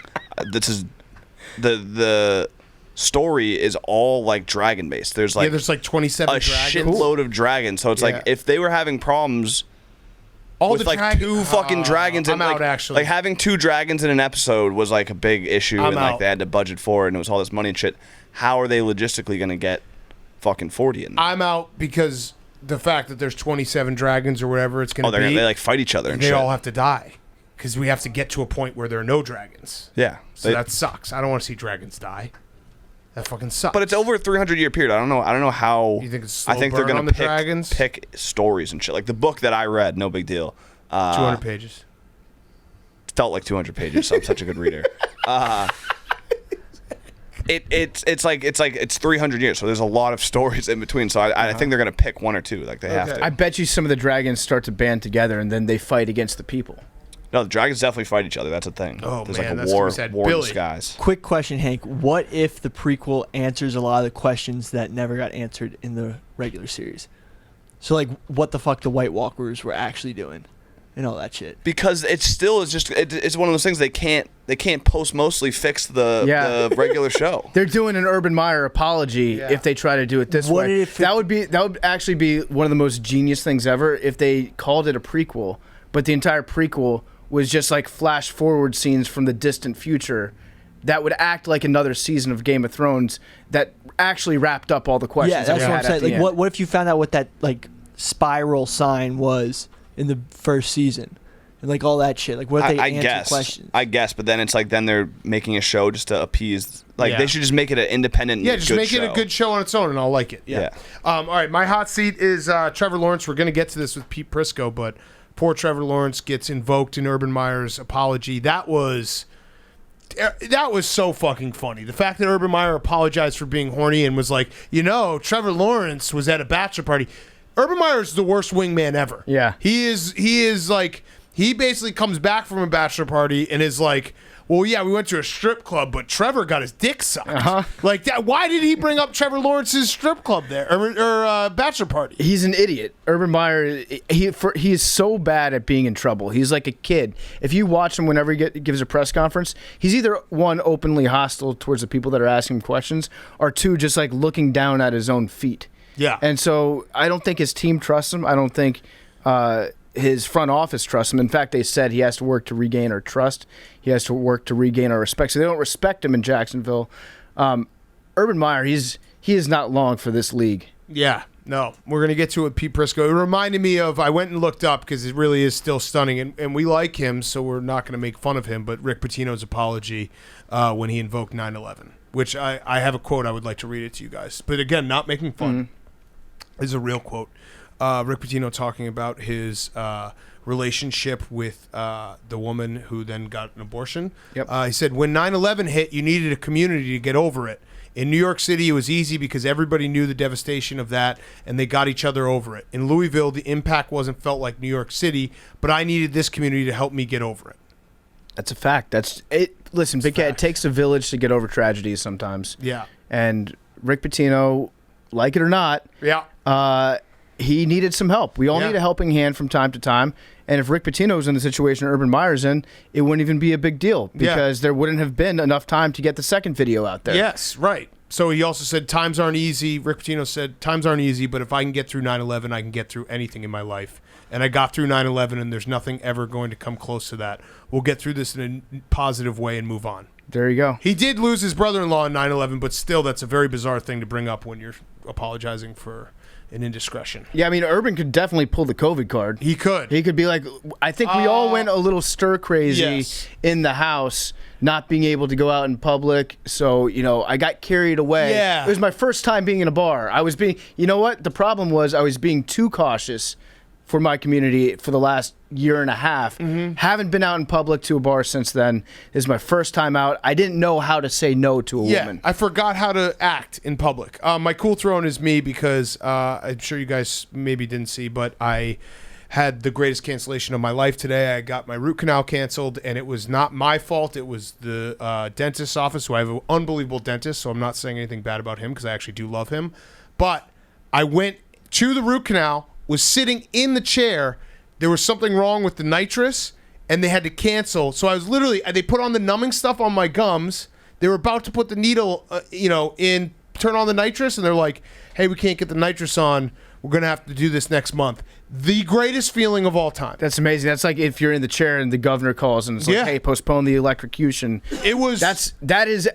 That gives me a great idea for a business, which is a dentist office that schedules the most painful surgeries, brings you in, and then tells you we have to postpone. Well, that's what you do. You never actually get around to doing the work. So I don't think it's exclusive to dentists, because I have the idea that we should have just a cancellation business that's everything. So like any type of bad thing that you have to do, taxes, whatever, just make up fake appointments, have people believe it, and then cancel it right before. Yeah. You can do everything. It's not, because like traveling, you cancel travel, cancel night out plans. But the feeling that I had this morning when it was the rush, because it wasn't even me canceling on them, because then you get the guilt. You're like, oh, is my tooth going to fall out? Dan Heron, whatever. No, it was, they canceled on me, and I was there. I was ready to roll. They did say, like, do you want to just do it without the nitrous? I was like, absolutely not. No. And the tough guys on Twitter who were like, dude, you don't need nitrous for a root canal. Fuck off. A good general rule of thumb, shout out Paul Walker. If they offer you nitrous, use the nitrous. Yes, exactly. Always. It's like a reverse RIP. Fire Fest. Yeah. all No, the way it was. up I and- was on cloud nine, because you go in. It was going to be an hour and a half of just shit. My mouth is going to hurt the rest of the day. Now I'm scheduled for November. November's never going to get here. I'm free and clear. Can you imagine if there was a doctor's office that scheduled you for blood work? You got to tell like your significant other or anybody that like, hey, I've got a date set up that I'm going to go to the hospital. They're going to do blood work. They're going to give me a full physical. And you could say that with a straight face, and they send you a magnet. You could put it on your computer, be like, or on your refrigerator, be like, just a reminder, your appointment is next Thursday.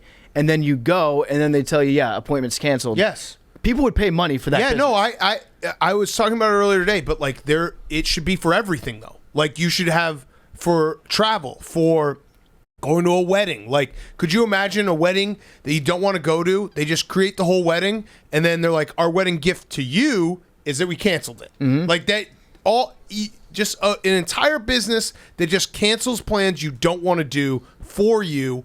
And they make the plans, they're fake plans, and they cancel it, and we just do this whole charade and get that adrenaline boost. It'd be great if you were a boss and then you invited everybody that worked for you to your wedding, but it's not a real wedding, but you told them, listen, I'm getting married in a year. And then a month after that, you'd be like, hey, guess what? No, You not a don't month. I want it like 2 days before. Well, the problem with that is people will rearrange their schedules. They'll get actually mad that's at you. even better. Then they get a staycation, they Yes, stay home. I love it. Oh, But yeah, when you get it canceled like 2 days before, and you're like, oh, a free weekend that I just didn't know existed. if you're a boss, you don't need to worry about getting like a gift card for all your employees. You don't have to worry about getting 10% off Verizon phones or whatever that you do for their holiday gift. Just tell them that you're going to get married and they have to come, and then tell them they don't have to come. Cancel it. That's Yes. a perfect present. Cancel it. Jake, your hot seat cool Toronto. You mentioned earlier for a second my hot seat's the internet with Instagram and Facebook out. I was Yes. fine with that. I don't know what you guys Was thought Finsta of down? it. I mean, Finsta is part of Insta, no? Oh, is it? Yeah. Oh. You're sounding like that guy from Texas. Yeah. Isn't that's- Finsta a fake account for That's yourself? what the representative from Texas was like. Can you shut down Yeah, can you Finstagram? shut it down? It was fine. I mean, it was kind of crazy to be like, is this ever going to come back? That was cool. Yeah, there was that one like Yeah, code. Chaps got everyone. I was thinking, I was actually pretty happy when it happened. I was like, I hope it stays down forever. Except I would like to get my pictures back from Facebook. Yeah. Let us get in for 5 more minutes, download our pictures, get out. Yeah. Instagram was. I actually like Instagram. There's no bad thing about Instagram. I mean, Twitter. If they took down Twitter, I'd be fine with that. Yeah, I was looking at my Facebook memories, and like 11 years ago yesterday, it was me taking a picture of the TV because I was freaking out because my tweet was shown on ESPN. Whoa! Oh, wow. Hell yes! Yeah. Love that change. Wait, what tweet was it? It was replying to Sports Nation saying like, "Who's the something team?" And I replied, "The Oklahoma Sooners," and they showed. Nice. And I was That's freaking out. huge. Yeah, That's fucking huge. yeah, it was really cool. All right. Your cool throne. My cool throne is extra innings. So the man on second rule done for good. Yeah. great I news. love that rule. Fuck that. What? I liked it because of one, overs. Overs were always alive because if you got to extra innings, you usually get like a couple runs. And two, I don't know. Baseball games are long enough to begin with. It's great for a team that you're not rooting for like a game you Yeah. have no actual investment in besides the over. But it is weird that they announced it yesterday. You would think that a professional sport, would have made the announcement for how their postseason would be run earlier than a day before the postseason started. Correct. Billy, your hot seat cool to run. My hot seat was also Facebook and Lane Kiffin, but a little addition to the Lane Kiffin story. The Alabama mascot at halftime came out with a popcorn suit on that they somehow fashioned between the time Lane Kiffin said that. Was it just and the end of the popcorn that game. they got at the stands? It was just a giant popcorn suit. So you had a giant elephant in a giant popcorn suit. Don't know how they did it. Pretty clever. Hot seat Lane Kiffin, my cool throw. I bet elephants could eat more popcorn than any other animal. Just suck it up through that trunk. Probably. My cool throw is Jim Harbaugh. With all this talk about Urban Meyer and that story, Jim Harbaugh story came up about how he was interacting with female students at Michigan, and instead of dancing with them or doing any type of Urban Meyer business, he just started playing catch with them and was just beaming them with the football, like taking 3-step drops and launching 40-yard rockets at these women. Very Urban Meyer. And hitting them in the head until the women were like, I don't want to play catch with this guy anymore. This is ridiculous. Yeah, it's a great story. That's actually a date in Jim Harbaugh's mind. That counts as like dates 1, 2, and 3. If you go out in the back, that's date 1. You catch a football, that's date 2, and then he throws it so hard it goes between your hands, hits you in your head, and knocks you over. That's the third date for him. My other cool thrown was the Kentucky quarterback Will Levis. He was on TikTok putting mayonnaise in coffee. Everyone was like, if we lose to Florida, this is why, because our quarterback drinks mayonnaise with his coffee. Or coffee, mayonnaise with his coffee. I love the way you say mayonnaise. Weirdest thing ever. Anyway, they won, and Will Levis went to TikTok to stunt on everybody. Yeah. So, He's also just doing this coffee. shit to troll people. I mean, Yeah, he eats it's the hilarious. banana, yeah. If you see the TikTok, it like cuts away. It's very clearly staged because he's trying to fuck with people. I love it. Yeah, it's great. I Will love it. Levis, come on the show. I heard Cool he's an throw. AWL. Oh, sweet. Shout out him. All right, thank you, Billy. Let's get to our interviews. We got Charles Oakley and Pete Prisco. Before we go to Charles Oakley, it's a great interview, by the way. Stick around for the entire thing. Oak was the man. I want to talk to you about our great friends over at Chevy, and more specifically, the Chevy Silverado. It's the most advanced Silverado ever. It's the strongest Silverado. It's the best truck on the road. That's just a fact. It's tailgating season. You're going out to football games. You're meeting up with the boys. You're having a party in a tailgate lot, getting ready for a big kickoff. If you bring anything less than a Silverado, you might as well not even be tailgating. So Chevy Silverado, if you're a truck guy, you know this is 100% true. It's strong, it's advanced, it's dependable, it's hardworking, and it's got the multi-flex tailgate with 6 convenient configurations. It will give you a step up on your tailgate game. You got the primary tailgate, you got the inner gate, you've got an easy access configuration where the inner gate folds down so you can reach farther into the bed. It can also become a desk or a surface for your tailgating meal. It is the perfect truck for tailgating. It's the most advanced Silverado ever. Strong football season calls for the strongest, most advanced Silverado ever, and you're in luck because if you go down to your Chevy dealership and you whisper, "Pardon my take," into the salesperson's left ear, so we're switching up the code. So it's a brand new code. You have to whisper it into their left ear. You get $100 off, free cup of coffee, and a full tank of gas from your local Chevy Silverado dealer. Go check them out. Chevy Silverado, the official truck. You know what? Not just the official truck of fall. They're the official truck of football. Chevy Silverado. Go check it out. Enjoy yourself in a Chevy Silverado this fall. Now, Charles Oakley. Okay, we now welcome on a very, very special guest. It is the man, the myth, the legend, Charles Oakley. He's got his new cooking show is out October 7th, Chopping It Up with Oakley. Yes. On Fox Soul. Check it out. It's October 7th is the first one, 8 p.m. Eastern. Oak is awesome in the kitchen. I've actually watched some of your videos of you cooking in the kitchen, so go check it out. We're very excited to have you on. Appreciate it. Very excited to have you here. Yes. I don't even know where you are an intimidating guy. I don't really know where to start. I have met you before. I told you the story before that I thought you were going to smack my friend. But it is great to have you here. Let's start with the cooking show. Let's start with the cooking show. Yeah, let's talk cooking show. Oh man, so the cooking thing has been something in my heart for years.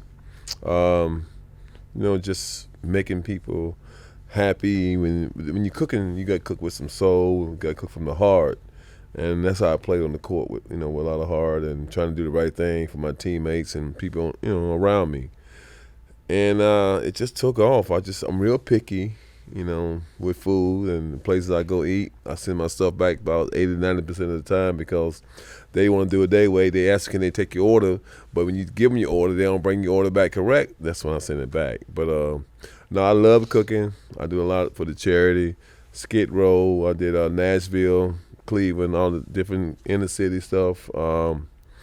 Just a lot of private events for a lot of celebrities and my producing crew for us for a network.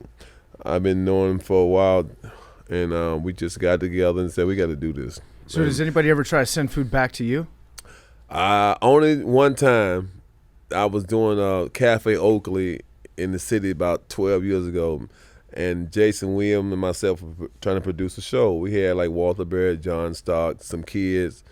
And John wanted to put some salt on something. I'm like, John, you put some salt on there, I'm gonna put some salt on your head. That's the only time. But I'm pretty good in the kitchen. So yeah. What do you like to make? I'm the chef, so I'm the best dish on the menu. So I try to please you. And I do a lot of experiments. Like I just did one with Victor Green. He used to play with the Jets. Yep. He had a golf tournament yesterday. So they auctioned me off. O.J. Anderson and Cross used to play tight end for the Giants. So they auctioned me off, and we got 3 dinners for people. But they bought 3 different individual experiments. So basically, all the money goes to kids for college. But anyway, we sold 3 experiments yesterday for like $40,000. Right. So basically, I lend my name to charities every year. They auction me off for however much they raise it goes for a kid to get to college and all that. But that's been real successful for the foundation because they can get $30,000 off Oakley in one day, and people will highly expect this guy to cook, and he can raise $30,000 for a charity. So I've been doing a lot of that. That's awesome. Great. Yeah. So we're taping this obviously in our studio. We love having in person interviews. We're across the street from the Mecca, from Madison Square Garden. Where's that relationship at right now? Still across the street from one another. Okay. All right. So it's good that we're on this side of the street. Right. Yeah. We still across the street from one another. It's on them, and then to man up, and as they say, I'm a leader, and I've been trying to lead the whole time, but they turned me down. So I'm not really on them a lot because I know I haven't done nothing wrong. I didn't do nothing wrong that night. It's just a lot of BS and.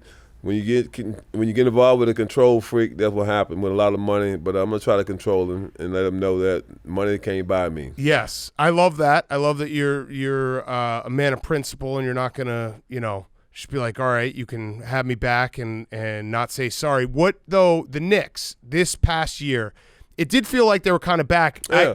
Were you rooting for them? Are you watching these games and being like, man, it is fun that Madison Square Garden is back? The fans always had my back. I had the fans back because I know they want to see them win. It ain't just about that guy who sits baseline with 4 or 5 blondes beside him. And a kazoo in his mouth. Fans, don't forget about his band. These fans been around before me. When I got here after me, they want to just see a winning team product on the court. And I think that Thibodeau and the new green, Rose and all that crew came in and changed it around. But don't let it be fool goals. Don't be good one year and go bad next year. So hope they can stay in the top 4 or 5 and add on a couple pieces, and we can see what happens in a couple years. You never know. But it's just that guys sit courtside is the problem. You should show up to one of his concerts in the back and just stand there. I think he got someone threw off a concert, because they said something to him. So he real sensitive. I don't know how he survive in New York since he is. It's got to be really tough. It's a tough-minded city. And he just, like they say, when somebody give you everything in life, so I guess you could be like that. Yeah, that's a good point. There's been an ongoing debate right now. I guess the Knicks, they want to retire your jersey, and your jersey should be retired. It should be in the rafters. But I understand your perspective. You don't want your jersey. No, you don't want people to have to pay money to go see your jersey because Charles Oakley's hanging for the people. outside with the flag. Let the people who ride past benefit, not the guy who sit courtside. Yeah. And I would want to put him on that flag. I wish he would raise the flag with me the same day, side by side.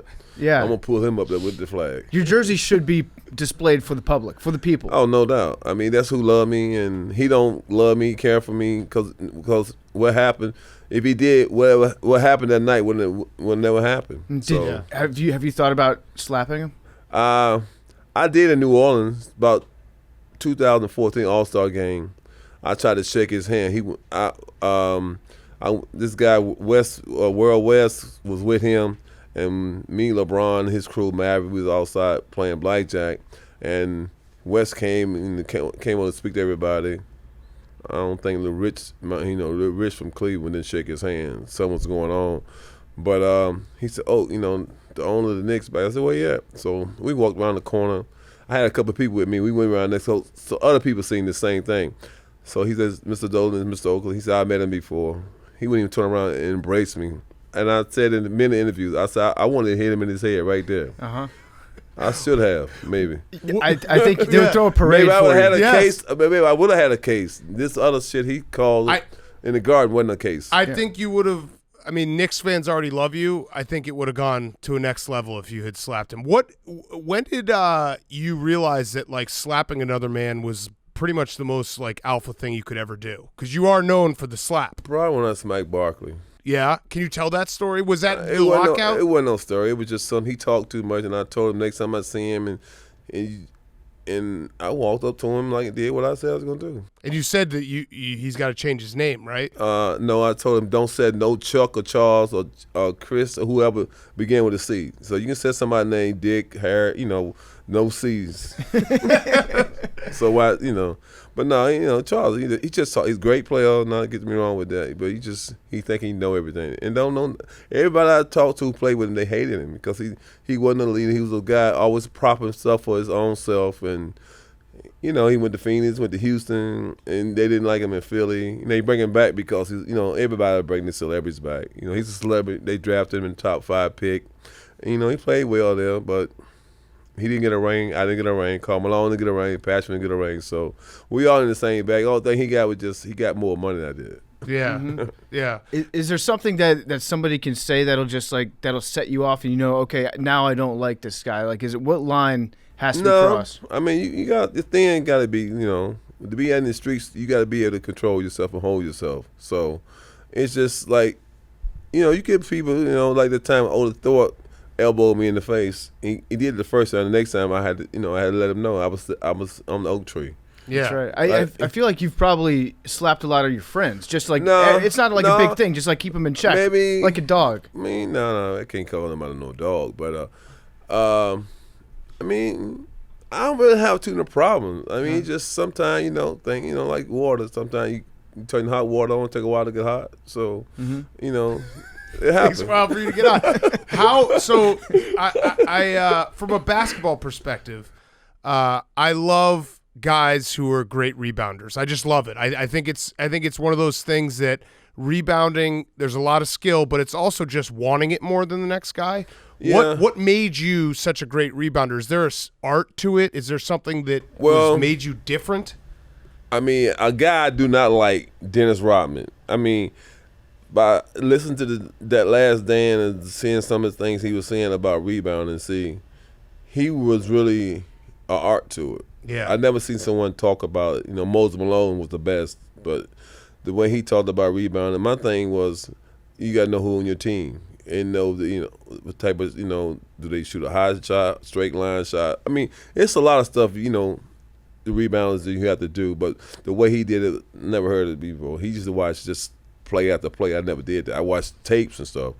But it's a lot of hard work, and that's why you only find a lot of specials. Like Dennis, out of everybody, Ben Wallace was a little different. He had, he got rebounds, but I said more of the special type was, I'll be real with it, Dennis Rodman. But Moses was the best overall rebounder.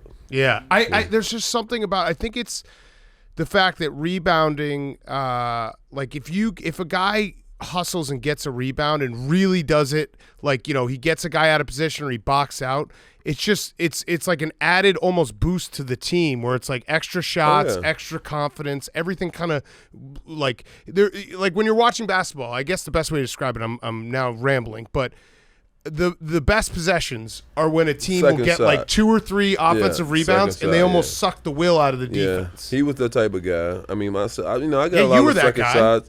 I give guys their credit, but he was a worker though. I mean, he never got tired. This guy, you don't find too many guys after playing 35, 40 minutes of the game, then go do hour on the bike. So all he did was rebound. So he was good. Like I said, Moses, myself. Michael Cage, he beat me out the year about his teammate tapping him the rebounds. He wasn't a hustle guy to rebounds. A lot of guys can rebound. A lot of guys don't hustle to the ball. Yeah. So, that's fine. Dennis was like that myself. And a lot of guys just wait for it to come off the rim. Long rebounds, a dive. I think Dennis dived a lot on the floor just to be diving. I dived to get for a reason. Right. So he wanted to act with it. But I just took a lot of charge, hit a lot of floor, so. Yeah, the tough game. I mean, I think it's kind of talked about ad nauseum about the game, how much it's changed. Do you think a young Charles Oakley in today's game, like, what does that look like? It would look the same. It'll be real easy. I'll probably get 20-20. I mean, one thing about rebound now is the field goal percentage is probably down 3 or 4% than when we played. Yeah. Mm-hmm. So it's a lot more. It means 8 to 10 more rebounds. Yeah. More 3-pointers being taken, so that means maybe more rebound opportunities. Well, just period. They can't shoot, really. Yeah. I mean, the shooting is bad. Who do you think is the toughest guy in the league right now? Toughest guy in the league? Well. Draymond? I don't know who tough. I mean, I ain't seen a fight. I see everybody hug and kissing. Yeah, so I can't put it out there. I mean, maybe Tucker. Okay. Mm-hmm. Tucker. Oh yeah, PJ Tucker. Yeah. PJ Tucker. Yeah. I mean, I like the way he played, and he got up in KD face and back down. I like KD, but I like Tucker. I'm gonna give it to Tucker. Then maybe I'm gonna give it to Draymond because he be punking big guys. So gotta give him his props. Yeah. Mm-hmm. That's Alex Caruso. Tough guy. Oh, you used to play for the Lakers? Yeah. Now he in Chicago? Yep. Nah. I like the answer PJ Tucker, though. I don't know too many light-skinned guys. So. PJ Tucker is one of those guys that even though like Kevin Durant scored a ton of points in that series in the second round, right? He still made his life harder, and it's like that ability to at least like, hey, you're still going to score. Kevin Durant's still going to be the best scorer in the league, but he's going to make it harder. Right. When you make it harder, but I think like when you used to play the Bulls, keep Mike under 30. Mike check Karl Malone. He averaged 28, 30. If you keep somebody 8, 10 points below the average, you did your job. Mm-hmm. It's hard to sit down the guy who can get the ball 25 times a game. Right. He's just not going to do it. It's not going to happen. Who is the toughest guy for you to guard? Outright tough. I mean, when we played, guys got calls. Like Karl Malone, I used to call him the mailman who couldn't deliver it on Saturday and Sunday. Mm-hmm. Cat McHale had the up and under. Boston got all the calls. So play against Shaq, I just love to play against Shaq. Coach Shaq to my 10 guys on my list I want to get in the ring with. He said, and I was number one. I said, surprising, huh? I've been in the ring with you twice. You ain't do nothing. Uh-huh. So, no, but With Shaq, like defending against Shaq, because he doesn't move around that much. You know, no, when he just big. My thing about Shaq, lower gravity guys can check him because he can't feel you. When you tall, he can spin off you. You see all his highlight. He dunking on guys 6'10", 7 foot. He don't dunk on smaller guys. Mm-hmm. Yeah. What? So you mentioned The Last Dance. Obviously, you were on the Bulls when MJ is on the starting his career. Scottie Pippen gets drafted. You get traded.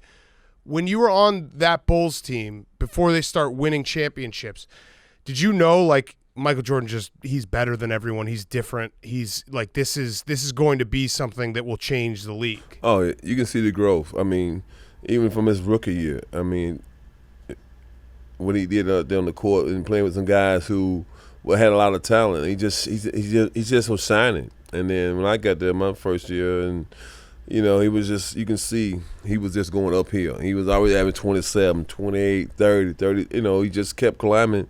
When playing against Detroit, everybody seemed like to be a champion or be a guy who can take over when you need to, go through adversity. So he went through his adversity with Detroit and all this and that, how the bad boys, I mean, they just give people names because I don't think Detroit, I ain't never seen none of them guys in a fight. Lambeer got in a fight with Barkley, like two sisters fighting. So, it is what it is. Yeah, I mean, Mahorn was kind of a Mahorn wasn't tough. No, none of them. Would you say Would you say maybe Jeff, Isaiah Thomas? He was man. maybe the toughest guy on the whole team, and he's obviously the smallest. He the sneakiest one. Yeah, but Jeff Ruler, I could be kidding guys like Jeff Ruler made Rick Mahorn. Yeah, in Washington. Now Jeff Ruler was tough. Mm-hmm. Okay. What about later on in MJ's career? So you ended up teaming back up with him on the Wizards later on. That was just for ride through the park and ride on the boat, getting a paycheck, go ride to the game with him and ride on the plane with him. Yeah, I remember when you signed with the Wizards. It was like okay. Let's be honest here. They're signing Charles Oakley because MJ needs a buddy on the team. He needs somebody to have his back. But this is what they tried to say. He brought me in so I can Kwame, this and that. It was a lot of stuff with the MJ and Kwame story, and they didn't want to pick him, and they picked him, and they didn't really want him. So, it was fun though because that was that next year his 40th birthday in D.C. and I cooked twice for like 40 people 2 nights in a row. We got snowed in, and could nobody get out but Donald Trump. Wonder why. So in my book, I said he must have called Putin. What was that like, though? Because you guys were obviously both towards the end of your careers, respectively. You've had a lot of success. You've played on some great teams before, and then you're on the Washington Wizards, who are not exactly a franchise with a great recent history. Well, the good thing about it is we was veterans, but we was the first one that practiced every day. We didn't like, the younger, they started changing shift for the younger guys and, always like, well, the veterans, it's our turn, this and that. So with the Jerry House and Michael thing was, Michael never backed down. So Jerry was like, in practice was like, Michael loved practice. That's his best game because if he can do it in practice, he get away with it in game. So they was getting to it in practice and this and that. Then some story came out about Jerry was upset with Doug because Doug didn't pass the torch. Like Michael, his time is up. If he got a jersey on, his time is never up, Stackhouse. So maybe your time is up because even though you was in Washington, you might have been younger and more fresher. 23 gonna always live no matter what he do. Yeah. So like along that same line, watching The Last Dance and seeing MJ and those videos, like. He pushes his teammates to a level that, in today's standards, people would probably be like, "Oh, that's bullying," but it seemed like most guys, or the majority of guys that stuck with the Bulls and stuck with MJ, bought in because they knew that he's always pushing himself to far, far greater lengths than he asks anyone else. So is that fair? That's fair. But my thing with that, I tell MJ all this fucking time.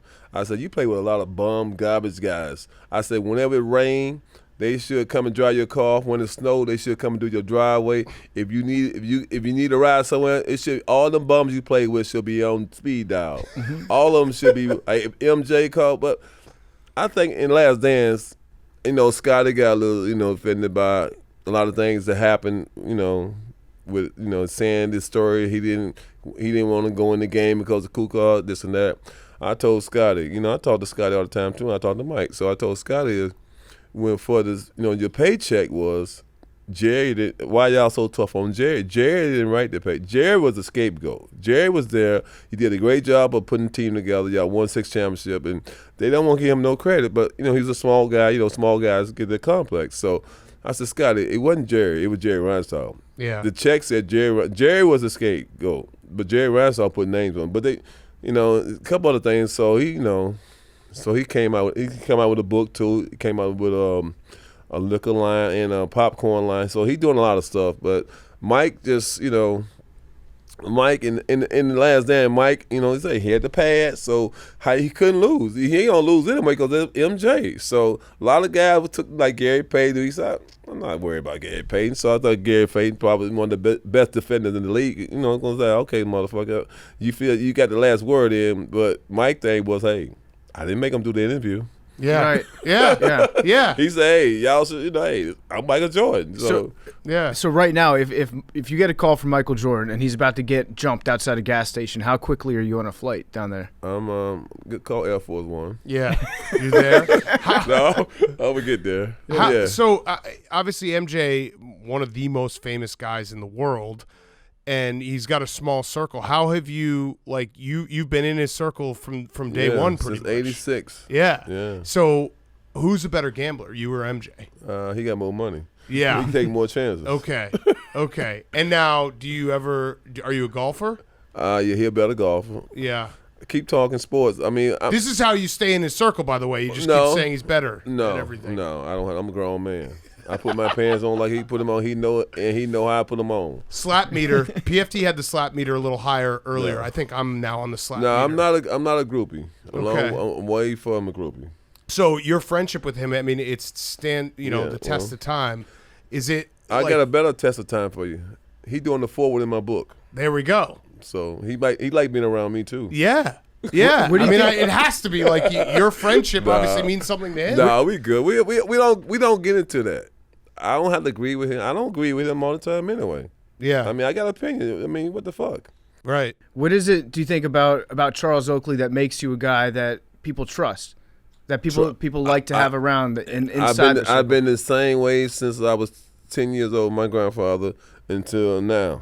And I run a straight line. I don't bullshit people. I don't have to bullshit people.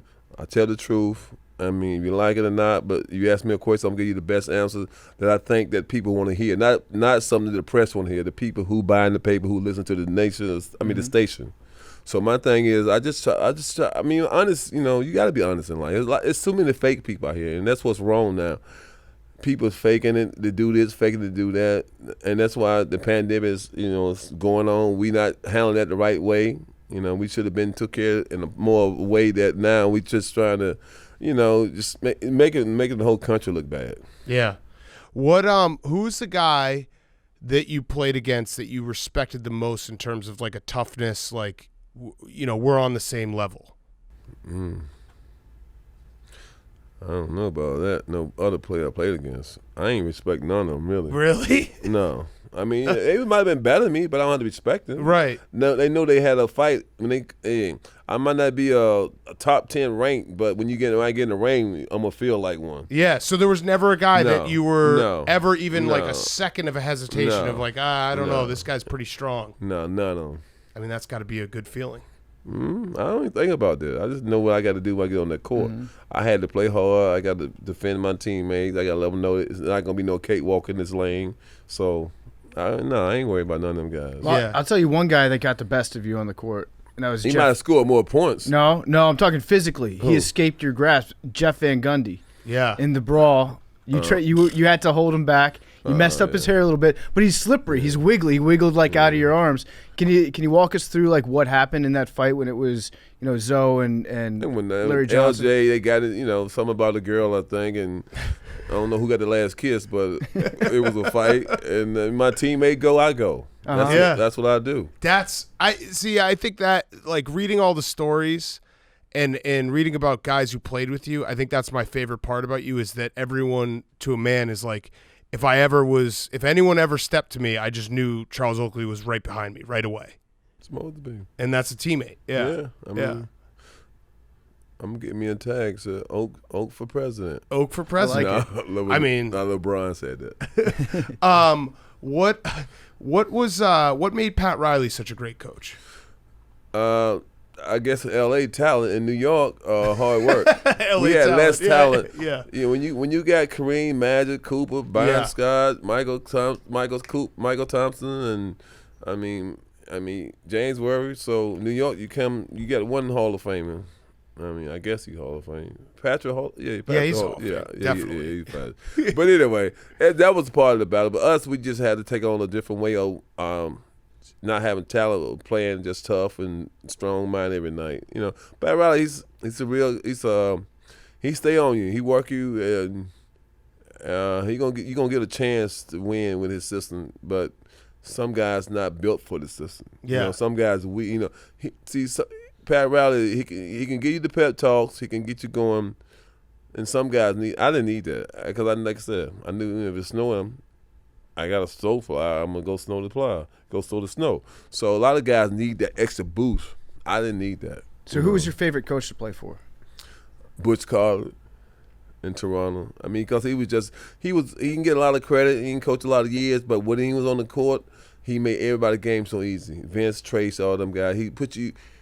Always give you two plays. So if you ain't no plays, you couldn't play for Butch. But anyway, so we always had a chance, and he put you in like Trace and Vince. He'd drop something, never put him in something that would take him out their skill level. Uh-huh. And that's Pat Riley. He got Hall of Fame. He got rings. He's in championship. But you think about the team they coached, they always had 3 or 4 all-stars, Hall of Fame. So when you got less talent, what can you do? What could Pat Riley do with the Knicks? Mm-hmm. I mean, not Pat Riley, Phil Jackson. Even though he was upstairs, but your name is on. You're a part of it. You're the president. So they look for you to get the guys in here to build. He failed. Yeah. He came here just for the money. It's like going fishing. Yeah. Smoke a joint or something. That's all he wanted to do. Yeah. Don't blame him, honestly. And he's I ain't mad at him. Cash that Only reason check. I'm mad at him, not mad, but upset. When the thing happened in guard, he ran to me. Oh, what happened? What happened? It's 20 other people. You gonna run to me? What happened? Mm-hmm. Go ask the man down there with the 4 blondes. You almost fought your way through it. I remember I heard a story that you once got jumped in a Vegas pool by 7 dudes. Yeah. And you fought your way out of it. Fought my way out of it. What happened there? I ain't had no choice. What they just jumped you for no reason? Yeah, some BS. It's like it happened a lot while I was in New York for some reason. Like I go to party, me and May seem like the security guard. They always wanted to, seem like their chest got bigger. When I walked up, I'm like, they just always gave me not a lot, but I handle my business. But they always wanted like damn, here come like okay, it's like we gonna fight. Like it was just crazy. But in Vegas, I got a couple of times it was crazy. But in New York, me and Mace had a couple issues here and there. But Well, I feel like if Charles Oakley walks into a club and you think that you're a tough guy, like somebody sees you and they think to themselves like, "Hey, this is like the final boss. If I can beat up Charles Oakley, then nobody can ever say anything else to me for the rest of my life." They ain't never beat me up, so they had a bad time. They never got the chance. They never. Well, no, it's a couple times happened. Now it was a couple beat downs. Tabin agreed. Me and Mace, we turned it out one night. I love it. I have a story that I want you to confirm or deny. There's a story that you once took a player's newborn out of his hand so that you could slap him. No, we just went. No, I didn't do that. I wouldn't do that. So what was it? That's a false story. A fully false story. Somebody just want to use my name to try to get themselves into some kind of club or something, probably. I love that that's a story, though, that I believe. Now, that's not a good story to be. Yeah. I wouldn't want that on my record. Okay. Somebody take that out off baby. your record. Yeah, that's a bad one. Yeah, take that But off I was of just Oak's telling, record. it might be a Honda story. I'm 99% right, and that's the one story is wrong. Okay, take that one off the record. What about this one? The Tyrone Hill story that he owed you. Anything you said with that is right. Yes, so he owed you $50,000, and he only paid you $10,000, and then every time you guys played each other, you just chuck a ball at his head and layup lines. Well, I'll add a little more to it. So basically, it was Philadelphia in the playoff, right? So I guess I'm gonna tell you another. I'm gonna tell you this, and you go all right. So we playing Philly during the season, right? So we go to the locker room, right? Somebody sent me some flowers. So I look at the flower, blah, blah, blah.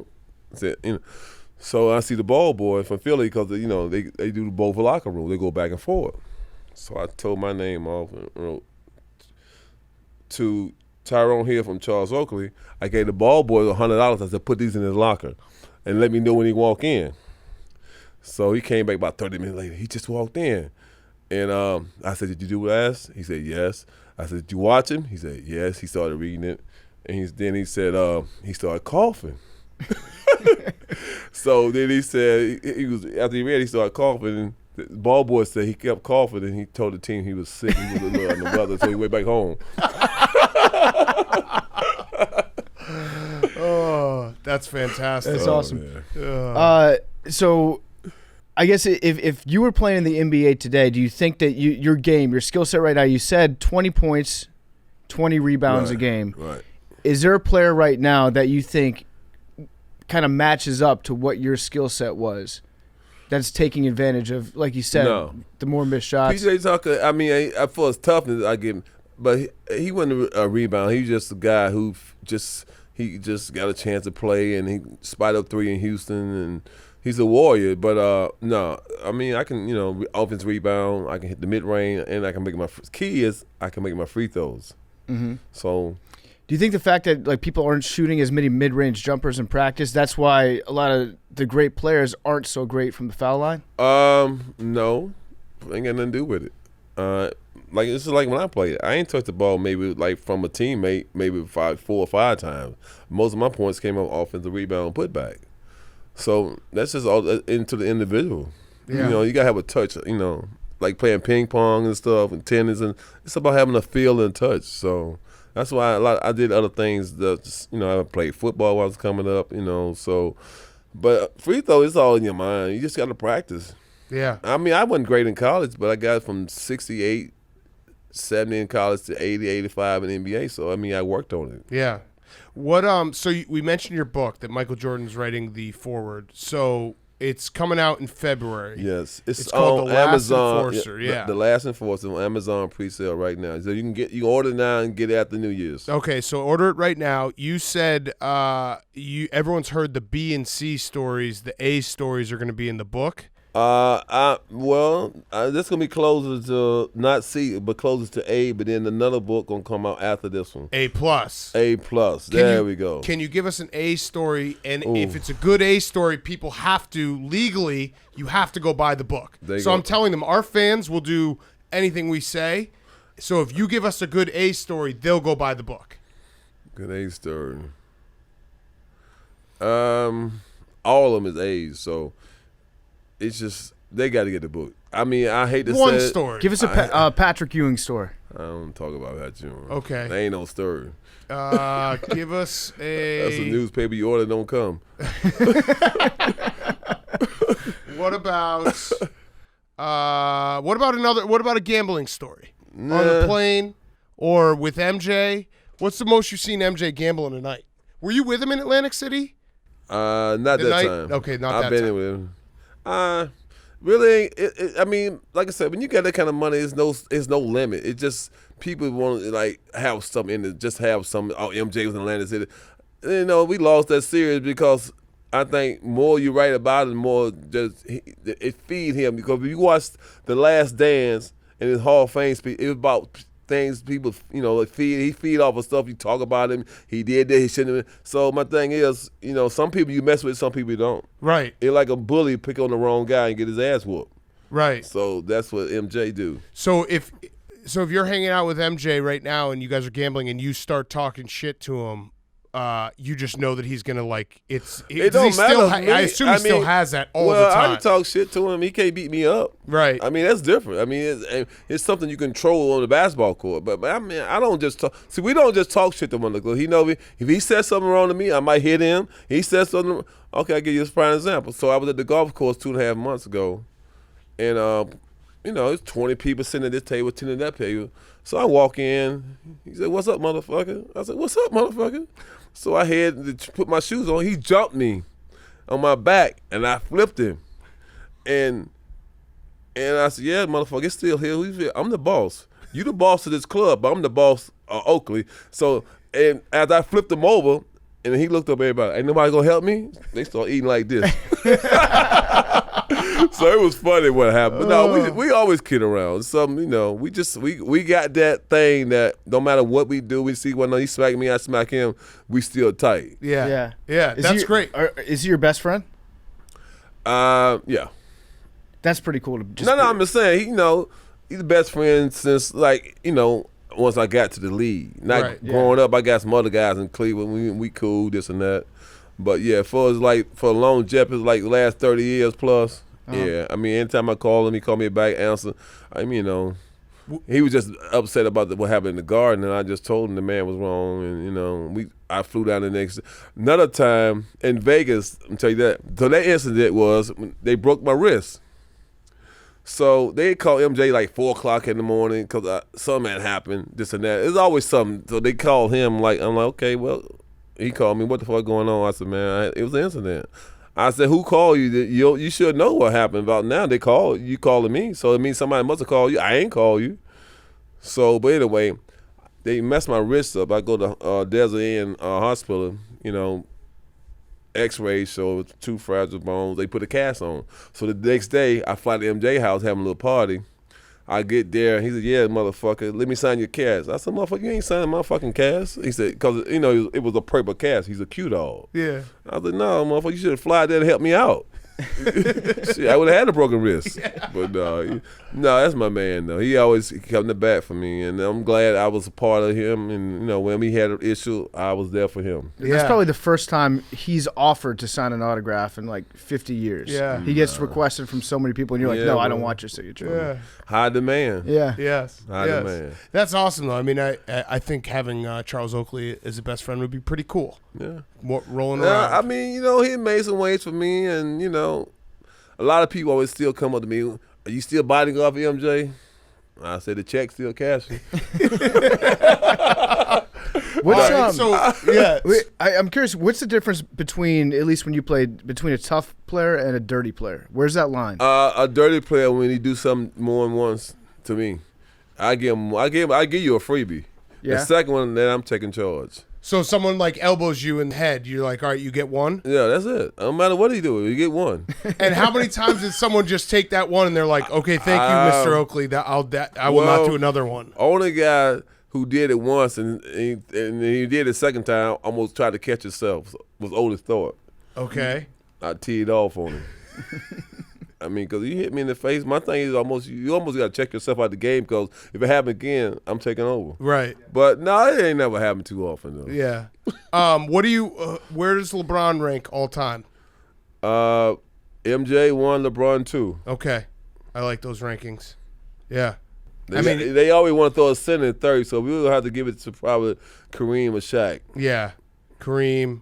And then maybe Magic. I don't go past 3. You don't go past 3? I like that. I got KD.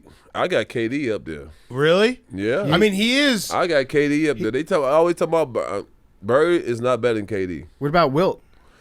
I wasn't even born. Yeah. I was, KD. Wilt might be better than all of them, but he was playing against everybody 6'5", 6'6". So yeah. Right. KD is like KD, I don't think we'll ever see someone, and obviously you can never say never, but he's 7 feet. I know he says he's not. He's 7 feet, and his ability to score and his ability to dribble and do everything is like so incredibly out of this world. Why they keep messing with KD? I mean, Kyrie. I mean, these reporters gonna have to get over it. These guys is who they are, and they're not gonna change. And like press first day of camp yesterday, they went to KD and Kyrie. I mean, they been going back and forth. Term and Jerry.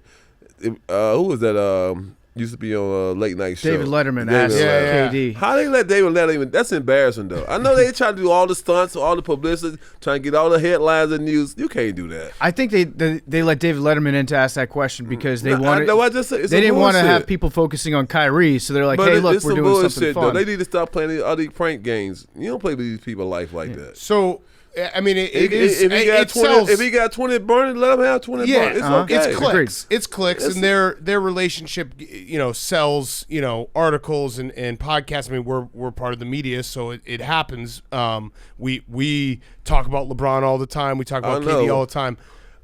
So talking about that team though, you were on a ton of teams. Team chemistry, I contend, is the most important thing in basketball. Like any other sport, you can get by without having a tight team.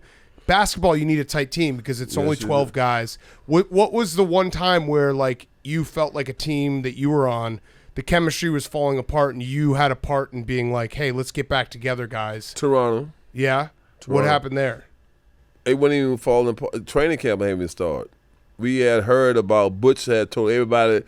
He sold everybody a dream, and I heard about it right 10 minutes before we go out to first day of training camp, and I called a team meeting. I sit everybody down. I sit Butch ass in the middle. I make him go all the way around the circle.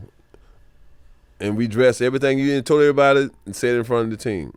And once we hear everything from you now, we go out and practice as a team. Just had to get it together. Yeah, yeah. Because a lot of these coaches sell out guys. You tell them this, then he'll tell that guy this, and like if you fight for the best guy win. Right. But no, that was one of the wild things. Guys couldn't believe I called the team meeting. Yeah. On the first day. First day. I like it though because it's a good way to start the season if you're being honest with everybody. Everyone's expectations are the same. And the chemistry just came like this. Yeah. We had veterans. That's what Vincent traits for them. We just, like, this y'all team. We're going to do the dirty work. Dale, D. Brown, you the shooter. Muggs, you the point guard. I mean, Captain Willis, Antonio Davis. So we had good nucleus after that. Yeah. Yeah. Is there what was the strangest part about moving up to Canada after so many years in the United States? I'm always fascinated to know, like, people that go play for the Raptors for the first time. There's got to be some, like, culture differences. Well, the crazy thing was, to me, I was driving. I was coming from Cleveland, and they stopped me at the border. And they said something on my record. You can't have nothing. You can't say you smoke a cigarette and throw it out the window over there. They'll send you back where you're coming from. So something was up. I don't know if it was misprinted or what. They had me. I had to wait 7 hours. They had to call the prime minister to get me in. So my first day was bad. Yeah. But it's just different. I love it being over there. It's clean. What it used to be now, the crime is it's just like Chicago over there now. Mm-hmm. It's bad, but it's great food, great people, and I mean it's a great place to live. Mm-hmm. This has been awesome. We really appreciate your time. I try to be honest. Y'all got to invite me back with the book. Yeah, the book. When the book come out, I'm telling you. Can we get a B+ story? When you get the book. And when I come back, you're going to be like, man. Why did you slap Charles Barkley? In the book or the other time? Both times. Well, how many times have you slapped? Let me ask a better question. How many times have you slapped Charles Barkley? Well, off the court once. On the court a few other times. But, no. It was just, like I said, when he was saying, it was a lockout year. It's always a lockout. Both of them, it was a lockout. He said something. He just liked to talk. And I guess they had a game in Atlantic City, and he was down there. None of them New York guys no good. So he said none of them guys in New York was good. I'm playing in New York, so I'm taking it hard. Yeah. When somebody talking about a city I'm in, you talking about me. You can be a comedian, whoever. You said something about Cleveland, you talking about me. I'm standing up for my place. City, New York, Cleveland. So when I'm in places people talk, I said something to them. I don't care. that becomes a little problematic because you played in a lot of different cities. So Well, you really no, can't no. say anything bad No, about a lot of no, cities. just Cleveland and New York. Okay. Okay. I was on Not the other Chicago, not Toronto, Well, Chicago. Oh yeah, Chicago. and Toronto. Yeah. Oh yeah. Yeah. Right. Don't say anything bad about Well, I these got more Cleveland, Chicago, New York. Toronto is a little different. Okay. Okay. Who's on your on-site list? I have no on-site list no more. James Dolan? No, I don't really talk about him. He ain't nothing to talk about. Yeah. You know, when you got to have people around you just to somebody to see you, you ain't nothing to talk about. Uh-huh. Yeah. All right, so everyone go check out the show October 7th on Fox Soul, Chopping It Up with Oakley. You got to come back for the book. I will come back. That's for a the book. We're not book guys. I'm reading that I'm book. telling you, if this book, I ain't gonna say what numbers gonna do, but like I said, it ain't gonna do Michael Jackson or Whitney Houston number, but we're gonna do numbers. It would do better numbers if you gave us an A story. Huh? If you gave us an A story, it'd do better numbers right now. We could tell everyone to buy it. This whole conversation been A. It has been A. It has been a fantastic conversation. I would much So, rather yes. read Charles Oakley's book filled with A stories than a Michael Jackson book. Honestly, Yes. I think you have better stories. You might have the best stories of anybody that's ever played in the NBA. Actually, The other guys, they not truthful. They go with the flow. I go with. The main thing is some people just they want to do it, but they scared to do it. What this person might say? What did that person might say? No, my thing is that's why the book gonna still go. I've been consistency all through my career. You know, you call me in, we do interview. I'm gonna give you the best answer that I can. I ain't gonna try to just get the right answer. The political answer. I'm gonna give you the right answer. What about the time you poured an entire bottle of Jack Daniels on a teammate because he tried to hide the bottle from you? That happened? Yeah, that happened. That's confirmed? Yeah. But you wasted the bottle even though he was hiding it from you. That was just we had one and we had a day off and the guy had said, I gotta it was crazy how it happened. But T Mac told that story. He should have checked in with me. I'm gonna get T Mac. All I'm about to say, hey, when you go over here with some story, you gotta call the boss. Call the boss. Tell my stories. I was the vet when I came up there. I took care of you now. Yeah. Don't let some things get out of the house. Yeah. Now, when you were a rookie, did any veteran ever try to check you or keep you in place? Yeah. So I'm gonna tell you a story. And that's what All right. Great. Here we go. So we was on the road in Chicago. I'm a rookie. We up in Milwaukee. So I missed the first team bus. Like a half hour before the next one. So I missed it, and I wait for the next one. But I was the first one on the last bus, but I got on first, and the vets like, "Oh, Rook, what you doing on this bus?" I said, "I missed the fucking bus. I mean, I came around the bus." "Oh, yeah, you're gonna have to pay for this." I'm saying to myself, "Pay for what?" So okay, we go to the arena, get in. So I rush in the locker room because I had to get tape. Rookies, you had to get tape back then. So I rush and get on the table. Because the other guys that went out and went shoot. And the vet come in, "Oh, you can't get tape right now." I said, "What you mean why I can't get tape?" "No, the vet, no, you have been here early, you want to get tape?" I'm like, "Fuck that." So he said, "Okay, well, you're not going to get tape." I said, "Well, you're not going to get tape." Then Mark Farr was the trainer. He said, "Oh, you know what the vets do? They get first serve." I said, "Mark, fuck you in the vet." I said, "If you move me from the table, you can get tape." And he said, he went and got two more guys. I said, "Okay, that's all you got?" So Mark said, "Oh, you gotta get up." I said, "No, fuck you." So I took all the tape and threw it in the garbage. Ain't nobody get fucking tape. I love it. I threw all the tape in it. I said, "Yeah, well, how you like that?" Yeah. Now come and fuck with me. All right. Well, Oak, this has been awesome. Appreciate it. Everyone go check it out again. October 7th, 8 p.m. Eastern on Fox Soul, Chopping It Up with Oakley. And you'll be back. Produced by for us. For Network. Yes, for us network, and you'll be back for the book. And this has been awesome. We really appreciate it. I can't wait to come back. This is gonna be it get better every time. Love it. Yep. Anytime you want to come, open we're on invite. we're on All the right the time? side of You the sure? street. Anytime you want to come, All right. we're on the right side of the street. tell you We're what- opposite of Madison Square Garden, so you're welcome here all the time. All right, we're gonna have to set something up there. Yes, We'll retire your jersey All I in want this is- office. all I Anyone want can is- come in and all I see want it. is 3% of the revenue. Okay. You drive a hard bargain. I'm in no position Actually, to you can- negotiate with Charles You Oakley. can go Hey, get that from Josh Allen. He owes us, so we'll just do Oh, that. okay. Yeah. Okay. Actually, don't do that to Josh. Yeah. Well, Don't do that, maybe don't- we'll kidnap the Barkley. He'll give 6%. Ooh, okay. Yeah, I like that. Thank you so much. All right, guys. Charles Oakley was brought to you by our friends over at Roman Swipes. Most guys have tried different ways to last longer, but thinking about baseball doesn't always work. That's why the folks over at Roman, an online men's health company, are changing the game with Roman Swipes. It's the secret to longer-lasting sex. Roman Swipes are a clinically proven way to last longer in bed. They're effective, they're easy to use, fast-acting, but they don't require a prescription. Roman can ship swipes to you in discreet, unmarked packaging, and each swipes packet is small enough to hide in your wallet for whenever you need it. They're super easy to use. You just take the swipes out, you swipe it on, let it dry, you're good to go. That's it. Go to GetRoman.com/take. You can get your first month of swipes for just $5 when you choose a monthly plan. That's GetRoman.com/take. Now here's Pete Prisco. Okay, we now welcome on our very good friend for a quick, short update about Jacksonville. It is Pete Prisco. Why do you have to go to the height thing already? No, that actually wasn't the insult I was going to say. Pete Prisco is joining us from CBS Sports. He was a former Jacksonville beat writer. He knows the team inside and out. He also is a pervert, so it's the perfect guy to have on to talk Urban Meyer. What's going on? How big of an embarrassment is this? Is this going to end Urban Meyer's career in the NFL before the season's over? Well, it's an embarrassment because he didn't take the flight home. No coach stays behind unless there's a major incident or funeral or medical emergency or something. You get on the plane and you go home. And if you want to go see your grandkids, you get on your private plane because you make a boatload of money and you go back, or you fly them in. And you could have saw those kids the night before the game on Thursday. So that's a bad excuse. He just stayed behind. He went out and partied. And I think this is a problem for him. You saw the statement by Shad Khan saying he's got to regain the trust. To me, that statement says this: we're not firing you and paying you off.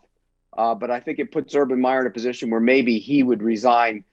Maybe they work out a little bit of a settlement. So it's a good point about staying behind. So if anyone doesn't know, I mean, everyone knows the story now, but just to recap very quickly, they play the Bengals on Thursday night. The Jaguars go back to Jacksonville. Urban Meyer goes to Columbus to party it up on Friday. Have you ever heard of a coach just being like, all right, team, I'll see you on Monday? No. I mean, you might say that on a Friday after you come back, you fly back with the team and say, hey, look, you got the weekend off. We'll see you on Monday. But you're going to be doing work. You might take half a day or a day in the weekend to go spend it with the family, but you're going to be back doing your work. It makes no sense. There's no reason for him to stay behind ever. And I've asked around. I can't remember or recall any situation other than maybe a funeral or something where a coach stayed behind and didn't fly back with his team. So in a weird way, I almost think it's worse for him that he lied about it. It sounds like he lied about it to his team, to his players. And if he had I think if he got in front of his team and been like, hey, listen, I was horny. There was this chick. I've seen her a couple times. She asked me to stay behind. So I said, okay, I went to the bar with her, got my dick grinded on for a while. I'm sorry, it'll never happen again.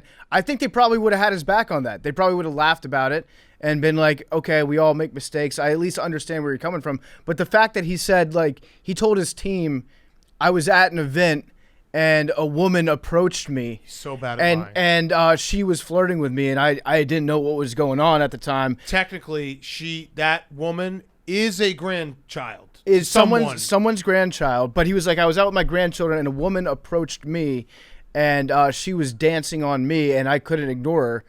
That when you lie about it to a group of guys who would be understanding, I think that does more damage because they're like, I can't trust a single word this guy's going to say. Yeah, and well, they dragged me to the dance floor, and that wasn't what it looked like. And so, yeah, those players are going, yeah, coach, I don't believe you. And then he invokes his quarterback's name in his apology. I mean, he threw him I had to warn him when he went to his bachelor party. I mean, come on. Patino-esque. It's just a bad look. Yeah, Patino-esque of like something about these horny coaches. They like deflect so quickly to something else. So we're like, you cover the league. You've been around the Jaguars for a very long time. Like, how does this play out? Is this going to be Urban Meyer steps down in 2 days, or is this going to be Urban Meyer finds a way to keep coaching at the end of the year? Like, on a scale of Bobby Petrino to Nick Saban, where's this going to end up? I think it's more Bobby Petrino than Nick Saban. I really do. I think this is bad, man. And it's not just because of this. There's been so many other things that have gone on and inside the building where he gets into it with coaches and they don't respect him. They don't like him. They have game plan issues. He interrupts team meetings and positional meetings. And so I just think that this is a bad the end, look, he had the strength and conditioning coach he hired from Iowa, bad look. His special teams coordinator is no longer there when he hired him for whatever reasons, and I don't think he stood by him. So I think there's all kinds of issues there that this is just the last of them. Yeah. It's just, and when it comes to player trust, if your players don't trust you, and you're not winning, it's gonna go in a really bad direction. Yeah, you brought up the statement that Shaq Khan released today, where he said that he has to regain our trust. I actually think the bigger part of that is saying he must regain our respect, because that implies that right now Shad Khan does not respect Urban Meyer. And if you're Urban Meyer and you see that, you have to start thinking, okay, my days are numbered here. And I think he thinks his days are numbered, and I think they're going to try and work out a set. That's the way I look at it. I mean, if you fire him, you owe him $35 million or whatever you owe him, whatever salary, and there are differing reports about his salary, but it's roughly 35 million, 35 to 40 million. You'd owe him that money, because I don't think this is I don't think this is really a morals clause situation. I don't think this is, conduct detrimental to the team situation. Did he tell him he was going to stay behind you? We don't know the details of that. So I don't know if you can fire him with cause. But if you say to him, look, Urban, this isn't working out. After the season, the team's record is bad. I'm letting you go. Then why not just make it look good for him? Say, okay, I'll give you $10 million. You walk off into the sunset. I'll make one of the other guys an interim coach, and then we'll go from there. And that's what I think is more like. Do you think Urban's heart was ever in this? Because it feels like to me that he just took this job because it pays really well. He's, got Florida ties. It's something that almost something to do. Like the NFL, you can basically give it a shot, and you don't have to recruit, and you have the first pick and all these things. Do you think Urban Meyer actually went into this job with like good intentions of, I want to be the coach for the Jaguars for the next 10 years and see them, have success? I think he did, but then when he got the job, he realized the magnitude of it. It's entirely different. It's not chill. Like the other day when he traded C.J. Henderson, and C.J. Henderson's 10 games into his NFL career. Now, C.J. Henderson had an issue with him. He supposedly put him on a bike in front of the team after he came back from COVID. He didn't like it. He didn't want to practice. So that's C.J. Henderson's issues as well. But then he mentions, I had a good conversation with CJ and his parents. Why on earth is an NFL coach calling parents and talking to parents? These are grown men. This is their job. They make their living playing football. And I think that's the disconnect for him. He doesn't understand college is one thing, the NFL is another. And until you learn that as a guy who's never been in the league, you're going to have failures. And I think that's where this is coming into play. Yeah, you heard it in training camp with the whole hustle and hydrate, where he's yelling at guys to hustle to hydrate. That's like the big Urban Meyer thing that he does in practice. And I would imagine everyone just rolled their eyes and they're like, are you fucking kidding me? Why are you telling me that I have to like hustle up to get some water and then hustle back to practice? Well, and also he said at one point in camp, the players will play for the coach. No. Not on that, not in this level, they don't. They play for the green dollar. That's what they play for. It's all about the money. And once coach figures that out, then he's okay and he can move on. Look, it took Tom Coughlin, when he was the head coach, came in, he was an assistant coach in the NFL. He had been there before, so he understood what it took. These guys who've never been in the league, like Steve Spurrier was in the league, but he was never in the league coaching. Those guys have a different situation. It's tough the only guy that came from college that was never in the league that really, Jimmy Johnson had great success and then he went in the league, but it's a tough transition dealing with the modern NFL player. It really is. And to me, this is almost as big a deal for the Jacksonville Jaguars. Like, it's on the front office for making this hire to begin with. Like the story of the scorpion and the frog, where it's like the scorpion gets on the frog's back. Why'd you sting me? Or why'd you put your finger in my butthole? Well, because I'm Urban Meyer. That's what happened in Jacksonville. Like that, they should have known what we all knew going into this, which is Urban Meyer is going to try to coach in the NFL like he's coaching in college football. And here's the other thing. If they don't end up with the first overall pick, I don't think he goes back into coaching. That was the attraction of it. Trevor Lawrence was the guy. He brought him back. And I know he's had conversations with people about that. That's the reason he went back. And now they're in danger of ruining him if they don't fix it quickly. The kid's special. Their offense is outdated. They don't do a lot of things creativity, and they also don't have much motion and much talent and speed outside. And so this kid is forced to do things. You saw it last week. He ran on fourth down. They ran an option run out of the shotgun from fourth and goal from the inch. I mean, it's ridiculous. Yeah, it's just a bad situation. So you can't ruin that kid. They have to get a bright young offensive mind in there to coach him. And there are a lot of them out there. So that's one side of the question is like, what do the Jaguars do next? And nobody really has any faith after this hire that they're going to get the next one right.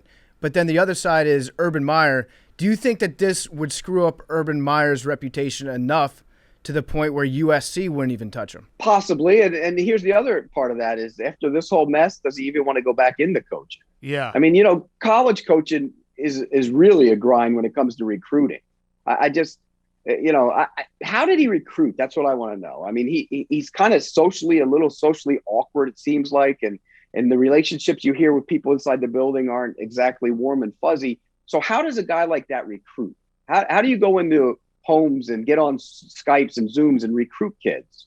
I mean, that's the question that I have a hard time figuring out. I think that, obviously recruiting is it's a dirty game. So who knows? Maybe that's how it worked out. But well, I mean, he recruits. It's pretty simple how he recruits. He drops his 3 national championships on the table, and he's like, if you come play for me, you're going to – I mean, obviously the school helps too. Ohio State, it's easy to recruit for a school like Ohio State because you're basically saying this is a pipeline to the NFL. You're going to be on the primetime games. You're going to be in a facility that's state-of-the-art. Do you think that he'll do any health stuff? I feel like that's the only thing we're missing here. Urban's gotta do maybe a collapse on the sideline real quick so that he gives himself a nice out. I hope it does. I think the better thing is to say, look, I've tried this. I have some issues. Clearly I have issues. I think this is one of those situations where he has to do it that way and take the payout for $10 million, then walk off into the sunset. Damn. I could definitely see him saying, like, I've got an addiction. I've got an addiction to getting horny. Not like a sex addiction, but he just enjoys. He wouldn't say that. He would just he'll just say my migraines are back. Ow, my arm. He's like the old Caddyshack. Yeah, he's not going to say that. There's no way he's saying that. I mean, then you're just you're just tainted. No way. No.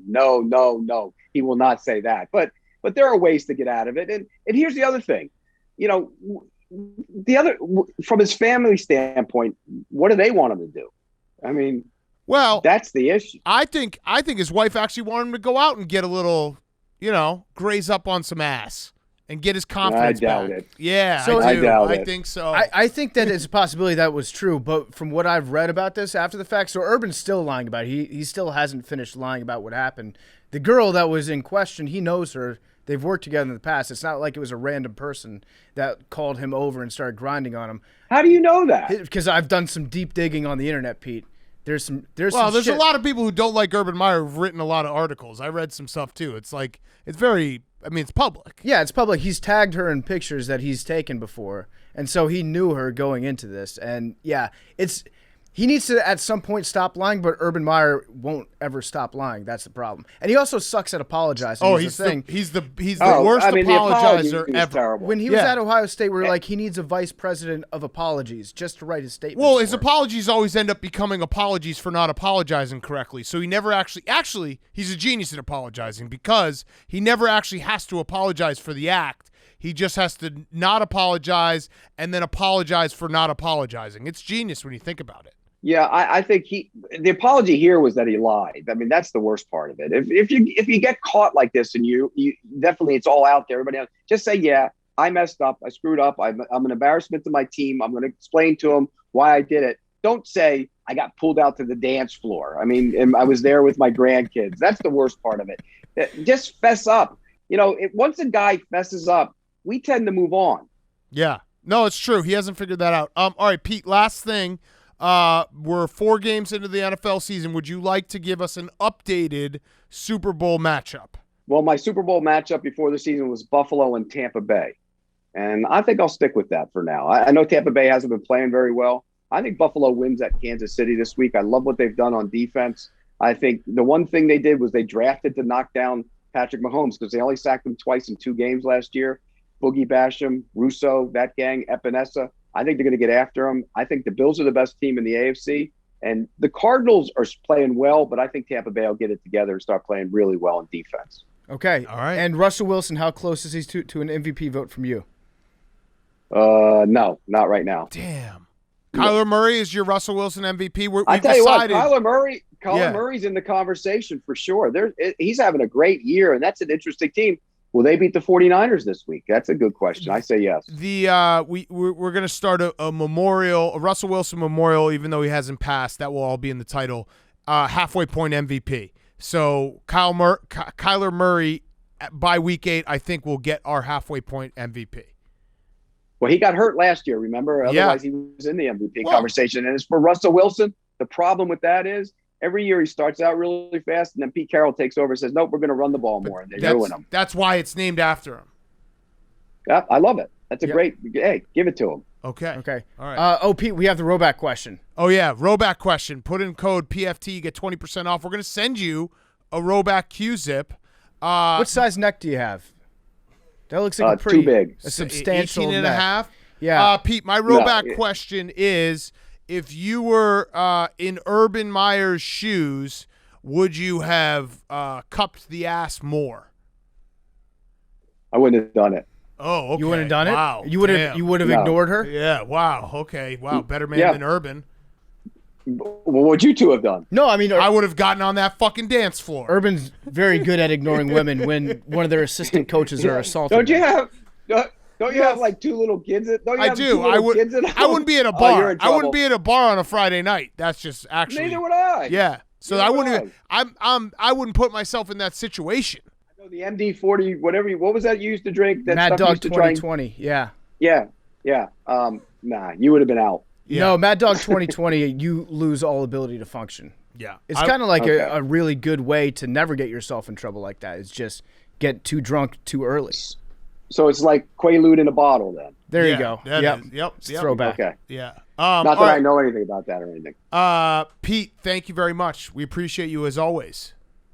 All right, guys, anytime. All right. See you, Pete. ya. Okay, we now welcome on a very special guest. It is our newest coworker, Jersey Jerry. It was always Jersey Jerry. Jerry, can you introduce yourself and tell everyone quickly your path from where you were to where you are now, and then we'll get to some blue. What do we call it? Bring your lunch. Bring your lunch pail. Yeah. Go ahead. I'm Jersey Jerry. I'm 27. I've been blue collar for 7 years. Union pipe fitter, 855 till I die. I'm still on the union book. Now I work for Barstool Sports. What were you love doing before you were blue collar?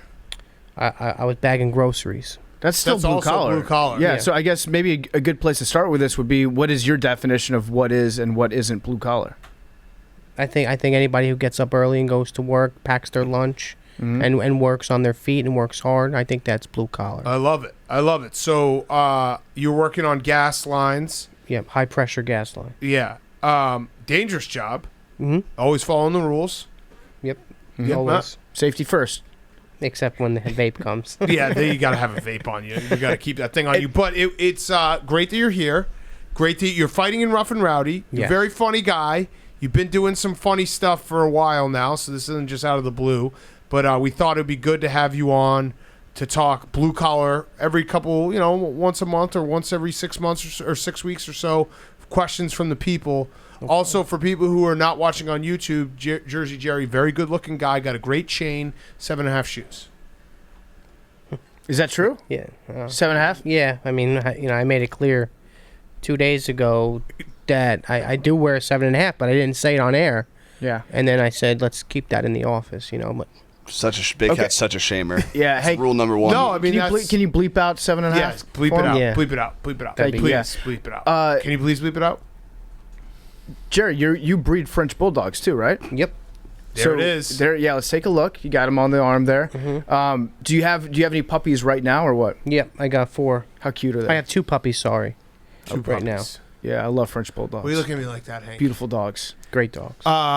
Jersey Jerry. Is that blue collar work? Breeding What are French you looking bulldogs? Oh, yeah, for sure. Yeah. Looking, I for have sure. to look You somewhere. have to get up early. You work on your feet when you breed the French bulldogs? Of course, yeah. You got to regulate their temperatures and everything. Yeah. Yeah. It's a lot of work. Hank Not just glamorous Lola work Ludded my either. No. face. Dirty work. He just Lola Ludded my face. See, he's Lolaing me. All right, so Jerry, Very excited. Let's do some blue collar talk. Now people submit questions and then I answer. Yeah. You like it? Yeah, it's cool. It's fucking best. Also, if you're a Steelers fan, Jersey Jerry is like the #1 Steelers fan. He's from the famous video, No Dishes, No Nothing. You find me hanging from the ceiling. He was yelling at his mom. It's a great video. Thanks, Big Cat. Yeah. I mean, I'm your agent. You know I love you. Thank you, Big Yeah. Cat. Although I might not be your agent. I fucked up today. Whatever. All right, Billy, go ahead. What? That's what you do. Fucked up? Actually. As an agent. Wow. As an agent. It actually wasn't my fuck up. I'm just owning it. It was Jerry's. It was, but at the same time, you could have said, "Hey, Jared, I don't think this is a good idea." Well, okay, yeah, you're right. But it was your what was idea. the fuck up? It was my idea. He wanted to trade. Jersey Jerry worked in his contract 2 pizzas a month. He wanted to trade the 2 pizzas a month to try to get Mike Tyson to walk him out at Rough and Rowdy, and it didn't go well. The negotiation didn't go well. Nope. So wait, are you negotiating against Big Cat? No, I'm his agent. We went and tried to negotiate it, but it was Doesn't didn't sound go like well. you're his agent. No, I'm reading his Hank's agent. facial expressions right Hank now. is a fucking scale through and Yeah? through. He's a pot stirrer. But we rebounded from that, and we think got you so. the granola bars. Yeah, I think so we're we all did right it for all. now. All right, go ahead, Billy. PMT gang and Jerry, I need your help. I took a job out of college that promised to give me exposure to multiple parts of my company's business over the course of more than a year. I'm 3 months into the job and I've been working 10+ hour days, starting at 5 a.m. doing the work no one else wants to do. In this case, doing manual labor and dealing with foul-smelling products we get back from customers. People keep telling me to keep my head down and that the experience will be worth it, but the day-to-day can be completely physically and mentally draining. What advice do you have to get through it? Feeling gritty, but frustrated. Good question. Definitely a good question.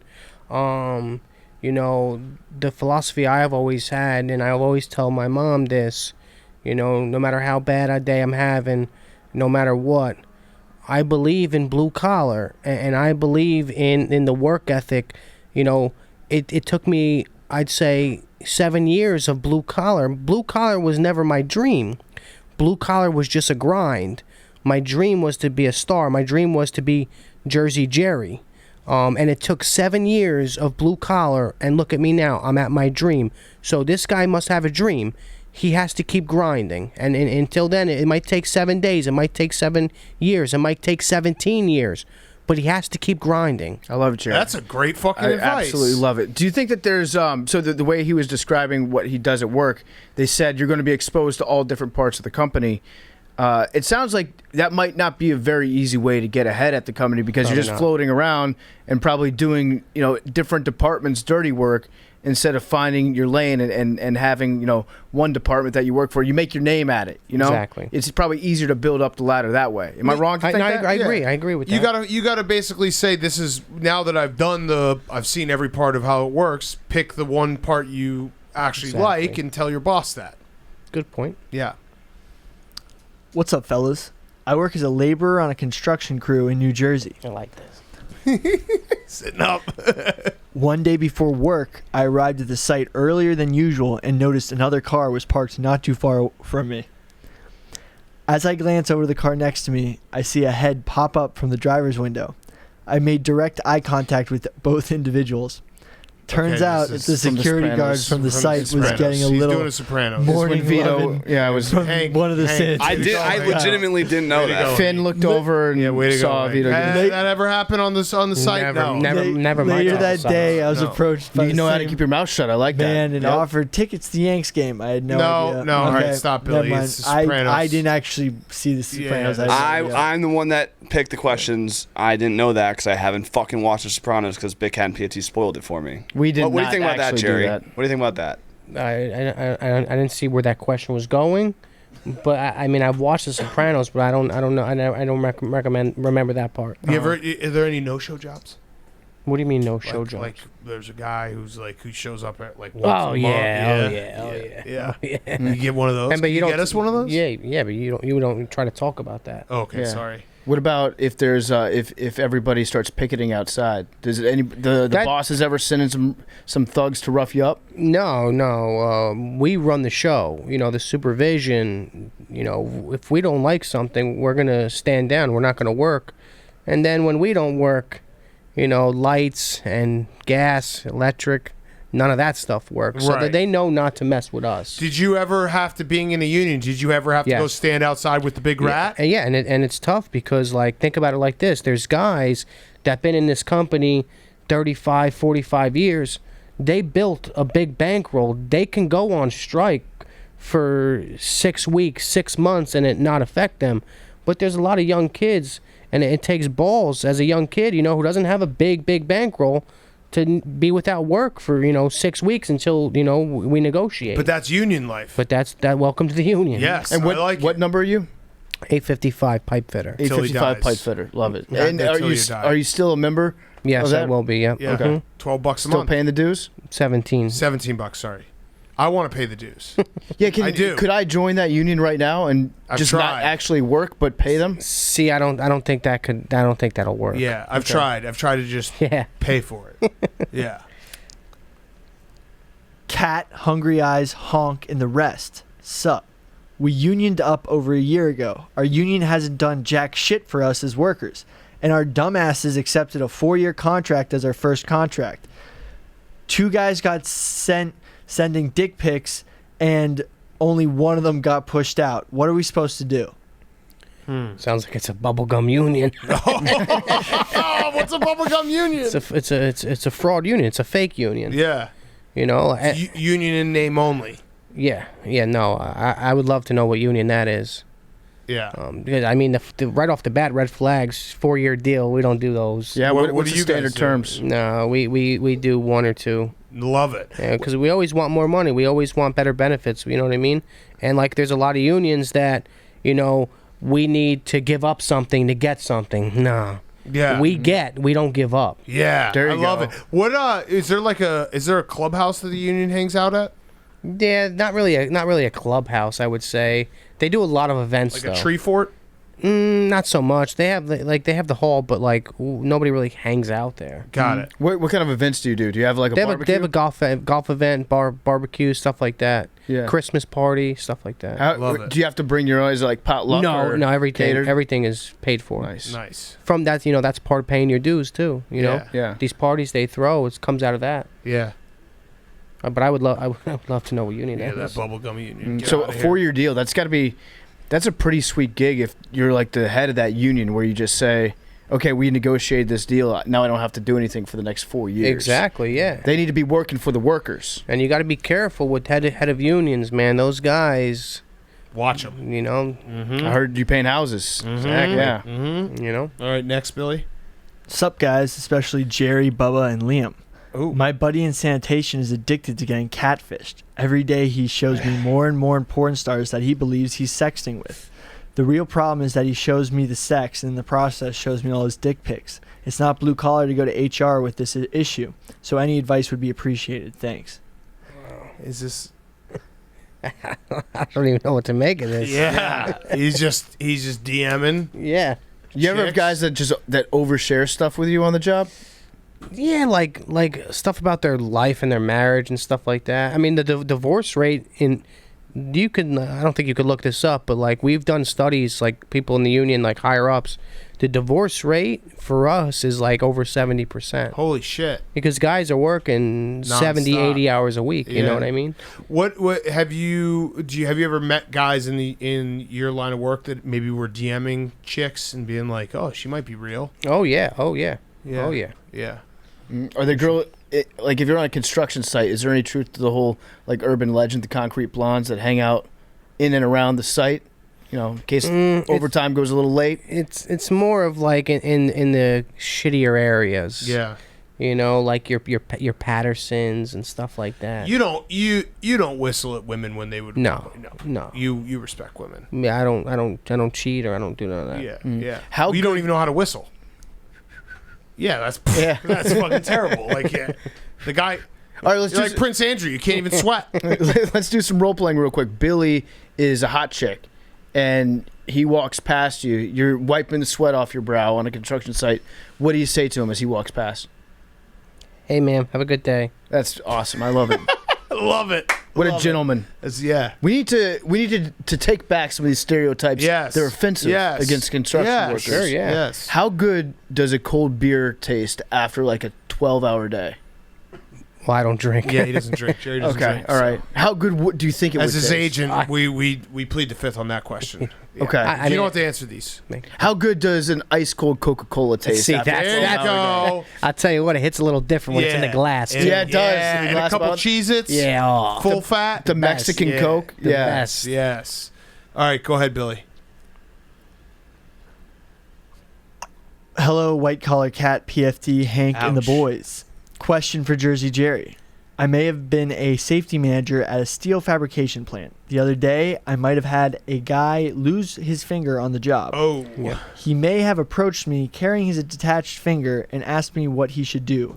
Jerry, what would you do in that situation if you were the worker without a finger? Thanks. Attempting to avoid potential litigation. Yeah, no, we've had incidents like that. There's a guy I work with. His name is Pete D. I won't say the last name, but that's actually happened. Bringing the bed down, the finger, he got caught. You know the stuff that you dump, like concrete and stuff like that. Mm-hmm. They were bringing it down, and his hand was there, sliced his finger right off. Oh. And he brought it to get reattached. Brought it like in hand to the hospital, but that doesn't get reattached. No. It's done. No, it was over. So he's got one. He's got a half a digit. You got a finger like that. Yeah. And then does he get paid out disability? Oh yeah. Oh yeah. How much do you think one finger's worth? It goes by. Good question. It goes by body parts. Oh.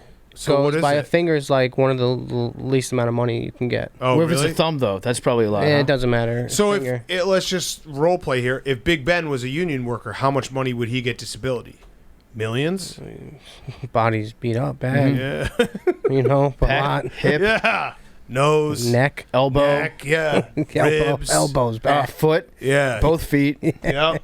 ankles, knees, Sole. sole. Yeah. Shins. like multi-millions. Multi-millions. Yeah. Yeah. His body is broken. Broken, It's man. broken. What's up, boys? I've been an electrician for about 4 years now, and during my first year, about lunchtime on this day, I got out of my car and seen a trail of blood, and I wanted to see what was going on.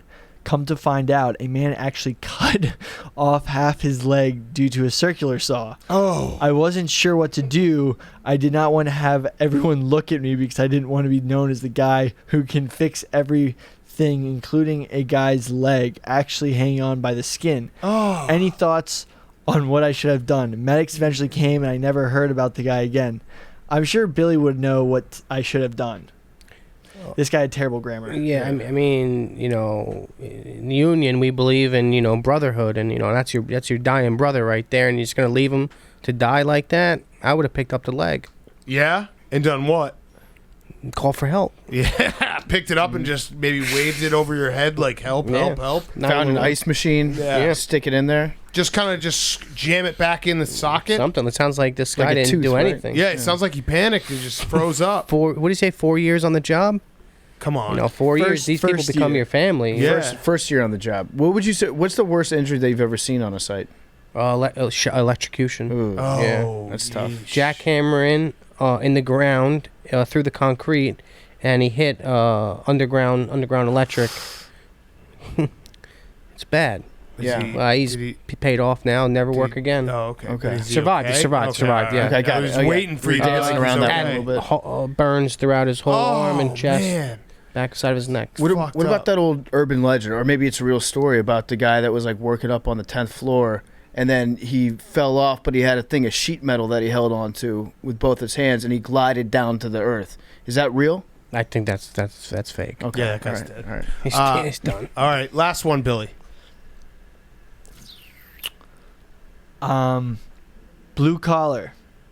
Jer, nothing worse than a new porter john on the job site. 6:45, hungover as shit, head in my hands, dropping a hammer. I made a bird's nest, but I think it sunk. Caught some splashback, ended up with walking out with a blue chin. What is this? That's all he said. All right. Jared? Yeah, I mean, a brand new porta john, nothing inside of it. You know, at least if it's used for quite some time, you got toilet paper in there, you got feces, you're gonna get no splashback like Right. that. I didn't. So a new porta john you'd think would be great. Yeah. But it's not. No. So you get the blue splashback. Get the splash. So what do you do to mitigate that? I just ball up toilet paper and just keep throwing it in there, fill it up. Break it in a little bit. Break it in. Uh-huh. Yeah. Like a catcher's mitt. Fill the whole thing up. Exactly. What other little quirk like about the job site that us white collar guys don't understand? The foreman pays for lunch on Fridays. Every Friday? Yeah. Fuck yes. Yeah. How many guys is that for? Usually we have a crew of 4 or 5 people. I love it. What's the standard lunch order? Whatever we want. It can go from a steak sandwich to McDonald's. Don't matter. Now the best, like it is the best to go get the lunch, right? Be the guy who's going to get the lunch. 'Cause that means you don't have to work for an hour. The most junior guy always goes. But that's almost better, right? Well, sometimes we like the junior guy to get away and go. Because he doesn't know how to talk with the guys. Yeah. He asks too many questions. Plus, you know what I mean? I'll tell you what, for me, it was tough for, a year and a half, 2 years. It was tough to get, used to, the type of people these people are, you know what I mean? It's not like you go there and if you're a cool, funny guy, you're like this with them. No, they need to trust you. Yeah, they need to see that you work hard. Exactly. And you're safe. Yeah. And then after you prove yourself, then people start asking, hey, I want this guy on my crew. I want him on my crew. So were you a coveted guy? Yeah, I'd say so. Yeah. What was your moment that you knew that you were in? I have a buddy now. We call him OT Tommy. He's the Okay. Yeah, he's the highest. He's one of the highest guys in our shop. And this guy, he's like he's one of the youngest foremen there, but he's feisty. He don't take shit from nobody, and he wouldn't talk to me for a long time. And then all of a sudden one day he's like, "Yo, you're on my crew," and I'm like, "Oh, you sure? Because they didn't put me with you on the paper." He says, "No, I said you're on my crew." So I said, "Okay," and he's only like 2-3 years older than me. Yeah. So I'm like, "All right, no problem." I went on Tommy's crew. I never left his crew. Oh, hell yes. And he just had your back? Had my back, whatever. I'm going to his wedding Saturday. Oh, love it. Congrats to OT Tommy. OT Tommy. Probably going to be a beautiful wedding with all the OT. Oh, yeah. Nice. Like unlimited steak, OT. lobster, everything. Yeah, there's a lot of stuff. There's a lot of, I can't say much about the time, but let's just say, and when you're union, you could be home still getting paid. Oh, okay. I like that. So that's what we need. You need to get us. Yeah, I like how you called it a shop too. Can we call, like, is this room when we do part of my take is A shop? a shop? It could be a shop. All right. Yeah. When you're in here doing blue collar, bring your lunch pail Wednesdays. I might be the shop steward, man. Shop steward, yeah. Now go get us lunch. Okay. No, he's No, not I'm just junior. kidding. No. Yeah, that's Billy. Billy's job. He always gets us lunch. We make him clock out though when he does. Yeah. He gets us lunch every time. Sometimes he forgets to clock in. Yeah. We make that money back. Yeah. You know what I'm talking about, Yeah, Jerry. you know what we're talking about. I know how that goes. All right, Jerry, would you like to pick a number?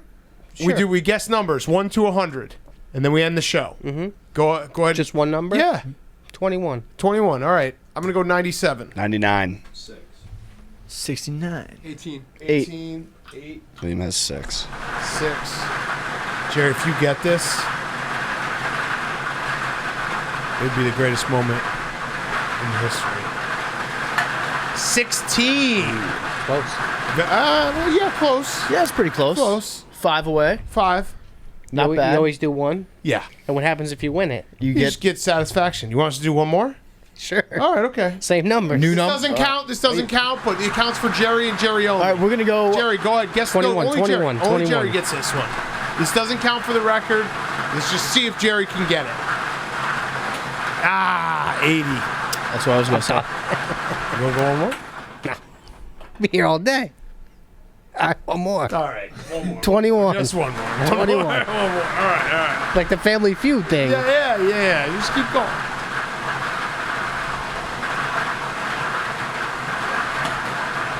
Ah, 89.